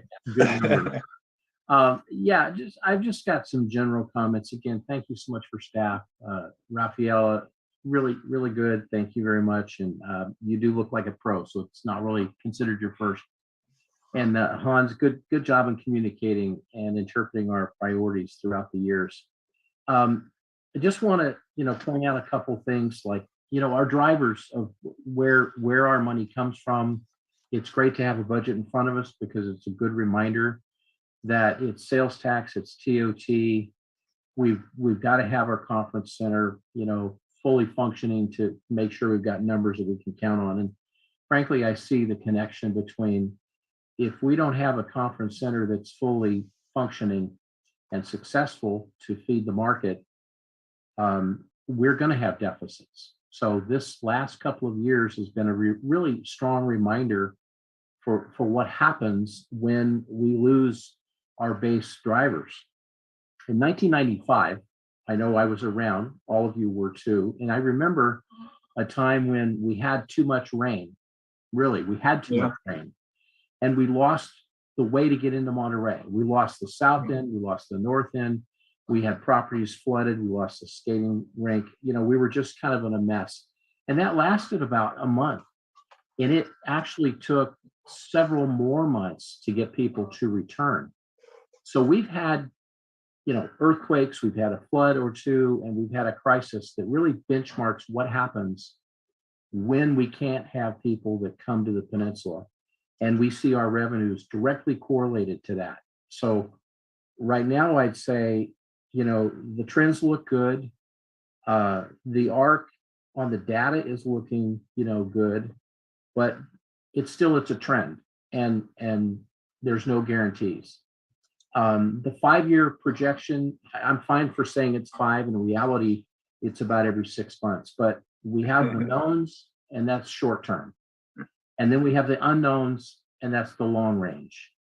And I'm glad Rafaela is the type of person that wants a job like this, because she's in these numbers every day. And God bless you for doing this work, because I know it takes something that we all couldn't give you, except for Dan. But I know that you do this on a daily basis. But inflation hits us too. So it's not just the community, but inflation will hit us. And so we have to be prepared for that. I see the funding that we're doing tonight on this motion that I'm going to support is that we are fulfilling pledges, and we're going back to the promises that we made with the conference center bond measure, with the TOT increase, with the sales tax, and Measure S and Measure P, and all the rest. We told the community that we would be good stewards of their money. And I think this fulfills that. I do want to have a conversation about what's the right number for going forward with two things, not just the reserves, but also as we move into, I think it's 125, where it's the PERS, we're creating the secondary account. I think we'll revisit that. We'll see how that plays out, and we'll have some decision points on that. But we have some long-term structural debt to continue to address. So by doing these fund transfers, by no means does it say we have lots of money, we're flush with money, and we're moving a bunch of money around because we're seeing ourselves being clear of that. We're making a restoration of reserves, and we're acting on immense, urgent, and important priorities. And I think we're on the right course. I think we need to be steady as we go and have conversations as we look at the PERS funding, and as we consider what's the right amount as we continue the recovery to make sure that we don't have deficits. And a positive year is every year when we end it with $5, $6, $8, $10 million in excess. I mean, that's a win. And if we can get a recovery to that for the 4, 5, 6 years, we'll definitely be able to address the library renewal building, the public safety building. But those are big lifts, big money, and we have to be careful. But I think we're on the right track, and I like the trend. And I appreciate the presentation tonight. Thank you, Ed. And Dan, we'll meet for coffee, and you can tell me everything I missed in the numbers, because I know you know this. All right, unless there's any more comments, we'll do roll call. Are we ready? Roll call, please. Councilmember Williamson, Yes. Councilmember Hoffa, Yes. Councilmember Smith, Yes. Councilmember Albert, Yes. and Mayor Roberson. Yes. Well, again, we can't thank you enough, so we'll do it one more time. And also this is budgets are organic, they're changing. And so we look forward to some of the discussions to the continued prioritization as we go forward. And it's one of the things I value from this council and past councils is really we do have some great discussions on these items. You always bring ideas and you help me grow, so I appreciate that very much. So council comments. Anyone like to report on any of your outside activities with all the jurisdictions that you serve on? And thank you so much. And I will share mine when we're done. Anyone would like to start off with council comments? Councilmember Dan? Thank you. Thank you, Clyde. I only have one comment, and I know over the last 3 or 4 council meetings, we've had several or more renters that have expressed their concerns or their frustrations at what's going on with our city when it comes to rents. And I share those concerns, and I understand that it's very difficult to live on our peninsula. And seeing that the last conversation we had on this subject, I wasn't quite sure if I thought that staff had real direction and where we should go from here. This is just my own thoughts. So for me, as mentioned by another council member, I can't at this point. I can't support rent controls. But what I would like the staff to look at is the AB 1482 and some of the as some people have said, loopholes in 1482 that maybe the staff can come back with a report on where we stand on that in the city, and maybe possibly looking at strengthening it or just a discussion on that particular item, because that is legislation and that has been passed by our state, and that's something we could probably work with in our city. So again, it's important for me to at least listen to people, and I would really like to hear the council comments or the council's comments on that piece of legislation and a staff report. So that's it. Thanks, Clyde.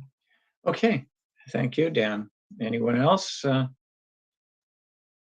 Councilmember Tyler? So updates regarding Monterey One Water. We actually can you hear me? Yeah, go ahead. Sorry. I look So forward we to actually it. had our board meeting last night, and there are 2 things that I want to address with you all today. The first is we approved our staff with Monterey One Water moving forward with the California Water and Wastewater arrearage payment program. And basically what that's going to do is allow, I think, upwards of $100,000 in reimbursements for those that haven't been able to pay their payments. We'll get funding from the state, so it'll clear all those out. We'll receive that revenue so that we can get caught up with payments that haven't been received yet, and it alleviates those that may have dealt with some stressors due to the economic impacts due to the pandemic. So that's an exciting opportunity for those that may have been a little bit behind due to some economic issues. And then the second piece is we authorized staff to spend for a salary up to $205,000 for a director of microgrid and renewable energy. So this is in regards to the joint project that we're doing with the Waste Management District for the power project. So super exciting opportunity there, and definitely putting our dollars where we think that the priorities need to be. So exciting opportunities ahead there for environmental related issues, and just overall when you look at the finances and saving revenue, it's going to offer us an opportunity to get off the grid here a little bit.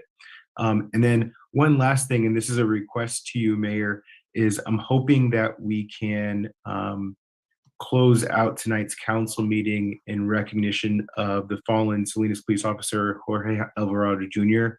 I know it's not an officer within our city, but it's definitely it's had a ripple effect across our region. And any public servant that dies in the line of duty, it's a great loss, and we're definitely feeling it here. So I think in a little bit of recognition of our allies on the other side of the county, I'm just wondering if we can end with that tonight. Thank you. That excellent suggestion. Yes, Councilmember Allen. Yeah, thank you. So last Sunday, I think it was, or Saturday, Council Member Williamson, myself, and former council members Libby Downey, and Nancy Selfridge had a listening session with community members at Colton Hall to discuss our community, housing, homelessness, and those issues related to quality of life. A lot of interesting ideas. We're going to be continuing that conversation on March 5th, Saturday, March 5th at 3 p.m. at Colton Hall. If anyone is interested and would like to join us, we'd love to hear from you. And I would just say that related to Councilmember Dan's statement about rental stabilization, I'm still supportive of exploring rent stabilization. I think that the reality is, and we actually heard from somebody at that listening session who, if I remember correctly, had experienced over $1,000 increase in just 2 or 3 years. I'll just say that again, $1,000 increase in your rent in 2 or 3 years. And I don't think that's that uncommon in our city. And it's not sustainable. And it's not good for the city. It's not good for our workforce. It's not good for our businesses. Our businesses are having trouble finding employees to staff their businesses because people can't afford to live here who work here.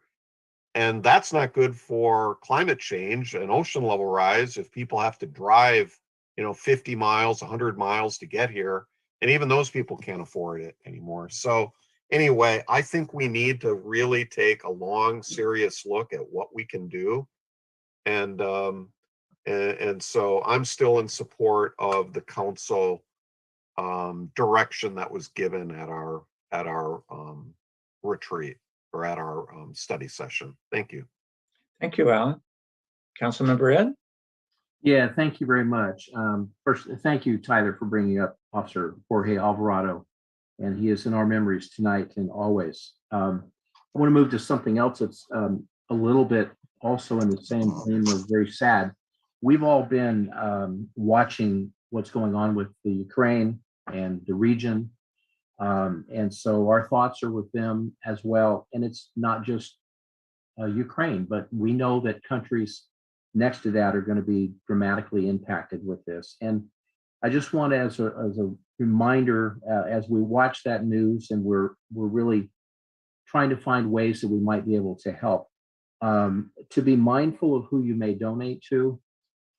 Certainly help when you can and where you can, but watch out for the scams and the phishing online, and be very, very judicious in terms of not falling prey to a source that you don't know, that you can't verify, and you're donating on behalf of the Ukrainian citizens. So be thoughtful about that, but keep them in your prayers as we continue to pray for an end to the violence. And we want peace in the region, and we hope that we can see some resolution sometime very soon. And that's the only comments I have tonight. Thank you, Councilmember Ed. I'm going to give you a brief summary of our Water Management District meeting. As you know, I'm the mayor's representative, actually appointed by the Mayor's Select Committee of the mayors in the district. Looking forward to rotating that position, by the way.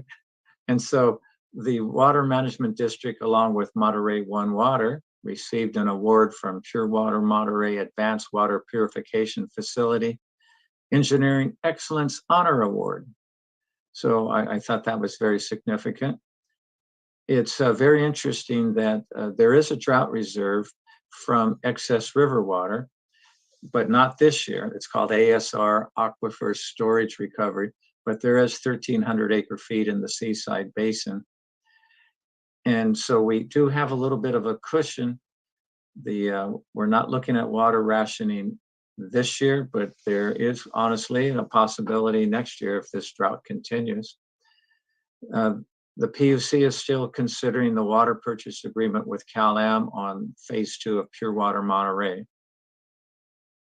There was a really interesting report about 40 years of the activity of the Water Management District and what it's done to the Carmel River restoration and mitigation over the years, along with the steelhead preservation. Redistricting is in process. The week of March 14th to 20th is Fix a Leak Week. So we'll certainly want to do that. And we did have a mid-year budget review, and the board approved minor mid-year budget items. Interestingly enough, the Monterey Herald had an article with respect to LAFCO. So you're probably all following that, where LAFCO denied the Water District's request for latent powers to operate as a water operator. And we don't really know if the district may have that power anyway. And so a lawyer on behalf of the district asked that 3 commissioners recuse themselves for a variety of reasons. It's a very interesting article. They did not. Then last night at the meeting, the request for reconsideration on latent powers by the district was turned down by a 5-1-1 vote, with Ian Oglesby voting for reconsideration and supporting the water district on public acquisition. Supervisor Askew abstained, and the other 5 members who all along have opposed it for one reason or another did not change their votes, nor did anyone recuse themselves. So it's an ongoing saga, and I will keep you informed as best I can on this moving target.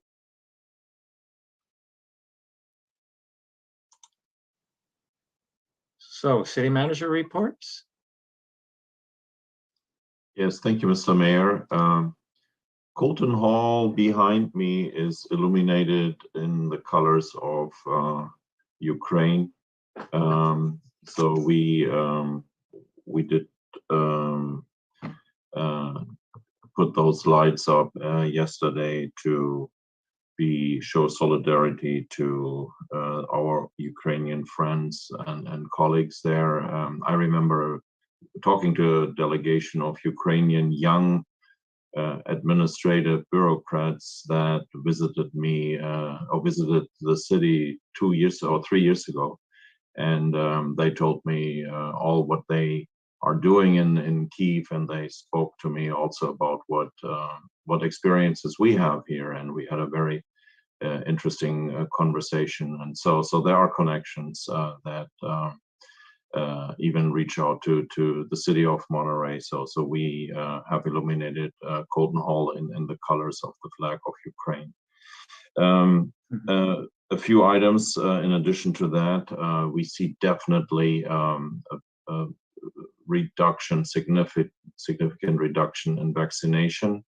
Our clinics again are hardly visited whatsoever, so that goes hand in hand with the decline of the Omicron variant. I think it was on Saturday, I think it was on Saturday, we had the Kids Heroes Run here in front of Colton Hall, which was for the first time organized by Monterey Firefighters Association in collaboration with my museum. I think close to 300 kids were there, and they had to go through an obstacle course of inflatable bouncy houses, etc. So great fun, great event. I had the opportunity today to send my appreciation over to the 2 organizers, and I expressed my wishes that this would be a great anchor event for the coming year. So it was really fun. And last but not least, last night was the kickoff of the Panetta Lecture Series. The conference center is organizing that virtually. It's a total virtual event still, but using our infrastructure out of the conference center. And last night we heard from James Carville and Carl Rove, and Secretary Panetta was sending them a lot of good questions. And that's all from the city manager. Okay, very good. Thank you. Well, we're going to adjourn momentarily, and we did have one other closed session item, which was an update from our city attorney. We'll just see if there's anyone who wanted to address the council on our continued closed session item, Clementine, before we adjourn to closed session. Anyone who is attending from the public would like to comment, please raise your hand. Comment on the closed session. There are no hands raised, Mr. Mayor. All right. Well, once again, and I will never get tired of this, I want to thank the public and the staff and the council for another stimulating discussion, and look forward to some of the good points that you brought up going forward on how to make this city better. So we'll, let's see, it's 9:43. Shall we get back together at about 9:55 and we'll do a brief closed session? Does that sound good? See you shortly. Good evening, everyone, and we'll begin closed sessions